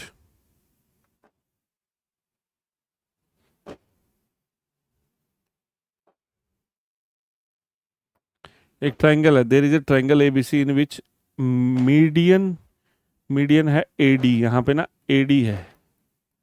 median AD is drawn from A to BC, यहाँ से मीडियन। अब मीडियन क्या होता है? जो अपोजिट साइड को आधा आधा करता है। क्या करता है? AD मीडियन है। Find out the area of triangle. पूरी ट्राइंगल का एरिया चाहिए भैया, पूरी ट्राइंगल का एरिया चाहिए, ये माइंड में रखो। मेरे को पूरी ट्राइंगल का एरिया चाहिए, सारा चाहिए। ठीक है, चलो वापिस चलते हैं। आगे क्या कहता है? If the length of AB पहले AB देख लें। AB कितनी है? 10। AB देख लो 10।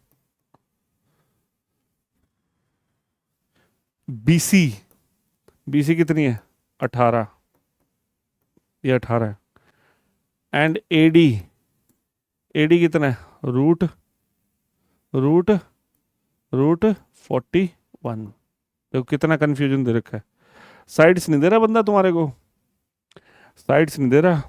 अब यहाँ कंसेप्ट लगेगा। कंसेप्ट क्या है? कंसेप्ट निकलेगा कि भाई अगर मान लो मैं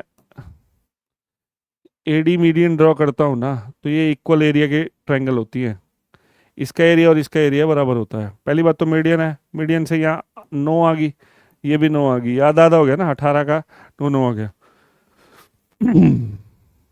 ठीक है, क्वेश्चन बहुत अच्छा है, मजा आएगा करते हुए। देखो मीडियन जो होता है ना,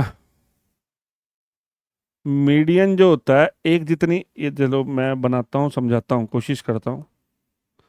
ये मीडियन ले लिया, इसका एरिया और इसका एरिया क्यों बराबर होता है? मान लो मैं यहाँ से परपेंडिकुलर ड्रॉ करूँ, तो इसका एरिया निकालना हो तो 1/2 बेस इंटू हाइट आएगा, और इसका एरिया निकालना 1/2 बेस इंटू हाइट आएगा। बेस तो दोनों आधा आधा है, सेम है, हाइट भी सेम ही रहेगी, तो इसका एरिया हमें ड्रा करने की जरूरत नहीं होती बच्चों। याद रखें, मीडियन जो है, मीडियन जो है एक ट्रायंगल को दो ट्रायंगल में जो कन्वर्ट करेगी, दोनों का एरिया बराबर होगा। मुझे ट्रायंगल का एरिया निकालना है पूरे का, मैं केवल इसका निकाल लूंगा और उसको 2 से मल्टीप्लाई कर दूंगा। अब मैं आगे चल रहा हूँ, याद रख लो, यहाँ 10, 9 और रूट 41। सिर्फ ये आदि का निकाल रहा हूँ, 10, 9 और रूट 41। 3 साइड मिल जाए तो हम हेरन्स फॉर्मूले लगाएंगे। एस क्या होता है? A+B+C/2। बड़ा कॉम्प्लिकेटेड काम है बच्चे, इसको छोड़ देते हैं। 10, 9 √41/2 यानी 19 प्लस ये आ गया, एस निकल गया। अब एरिया का फॉर्मूला लगाएंगे। एरिया क्या है? S-A/S-B। अभी पहले भी लगाया था। यहाँ भी डर जाते हैं बच्चे, डरना नहीं है बिल्कुल भी। ठीक है, एस का वैल्यू डालो। एस कितना है? 19 प्लस रूट 41/2। 19 प्लस √41/2 माइनस ए कितना है? ए 10 मान लो, चलो 10 ले लेते हैं। 19 प्लस √41/2 माइनस बी कौन है? 9। 19 प्लस √41 माइनस तीसरा √41। एंड में 2 से गुना कर लूंगा, अभी नहीं करता। देखो बच्चों, प्रैक्टिस होनी चाहिए। यहाँ एलसीएम लेंगे, यहाँ एलसीएम लेंगे, यहाँ एलसीएम लेंगे, मैं ले रहा हूँ, ध्यान देना। 2 इसके नीचे आएगा, 2 इसके नीचे आएगा, 2 इस 1 2 2 2 3 2 4 2 4 2 आगे बाहर, 4 4 नीचे 2 आएंगे, तो कितने आ जाएगा बाहर? नीचे 16 है, 16 घंटे √4 बाहर फेंक दिया मैंने। एलसीएम लिया, एलसीएम ले लेंगे इधर ही दिमाग में।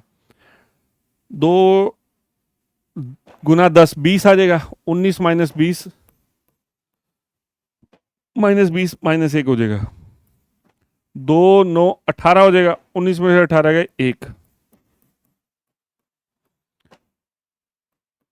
ये दो नीचे वाले तो मैंने बार भेज दिए, दो यहाँ चले जाएगा, √41 माइनस 2√41 माइनस का √41।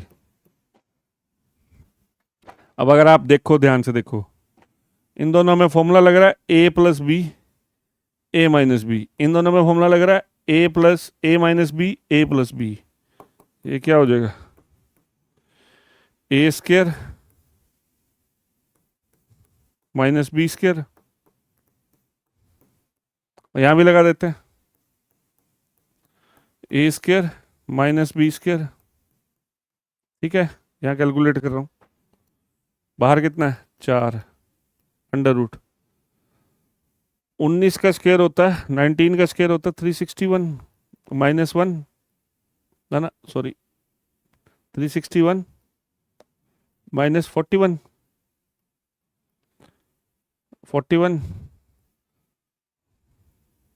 दोबारा साफ सुथरा लिख लेते हैं, कितना हो गया 1/4 361 361 माइनस 41 और 41 स्क्वायर से कट जाएगा ना, √41 का स्क्वायर हो जाएगा 41, 41 माइनस 1। ठीक है, देख सकते हो 361 में से 41 माइनस करेंगे तो 320 आ गया, इंटू 41 में से ये गया 40, इसका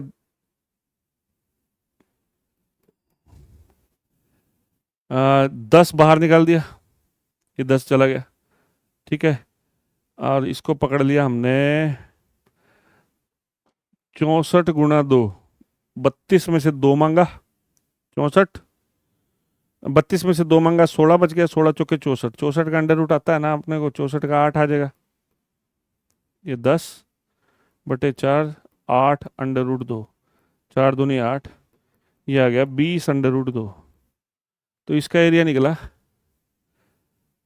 20 अंडर रूट 2, कितना निकला 20 अंडर रूट 2। तो इस वाले का 20 अंडर रूट 2, इस वाले का भी 20 अंडर रूट 2, तो 20 अंडर रूट 2 20√2 को 2 से मल्टीप्लाई करेंगे, कितना आ जाएगा 40√2, इसका आंसर आ जाएगा 40√2 सेंटीमीटर स्क्वायर। बेटा कुछ नहीं करा हमने, हेरन्स फॉर्मूला लगाया, खरा कुछ नहीं, थोड़ी कैलकुलेशन हैवी थी, आप एंड तक क्वेश्चन को समझा करो। ठीक है, चलें आगे। Next question, if a cylinder is covered by 2 hemisphere, अगर एक सिलेंडर कवर किया जाता है 2 हेमिस्फेयर से, shaped lid of equal shapes, मतलब दोनों की शेप इक्वल है, हेमिस्फेयर है, then what is the total curved surface area of new object.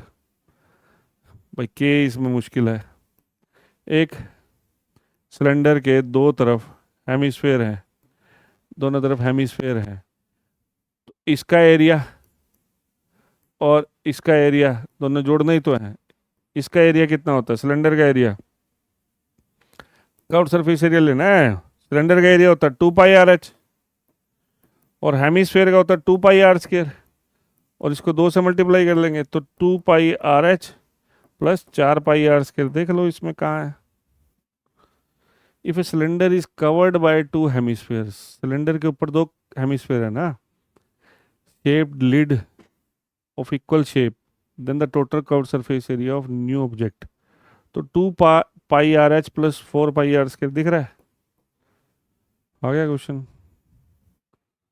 ठीक है, तो बहुत सिंपल है, सिलेंडर में 2 हेमिस्फेयर के एरिया जोड़ दिए। तो ये हमारी वीडियो यहीं एंड होती है, होप करता हूँ आपको ये कुछ समझ में आया होगा। हमने ट्राई करी है एस्टेट के प्रॉब्लम्स भी सॉल्व करने की। आपको कोई भी प्रॉब्लम आती है तो आप कमेंट के रास्ते से पूछ सकते हैं, आगे भी हमारी वीडियोस आती रहेंगी, प्रैक्टिस तो आप ही को करनी है। ठीक है, और भी हमारी वीडियोस हैं, एरिया ऑफ देखिए सर्कल के ऊपर है, 10th में भी है, 10th की वीडियोस में है, और +2 के इंटीग्रेशन के ऊपर भी हैं, और भी बहुत सारी वीडियोस हैं।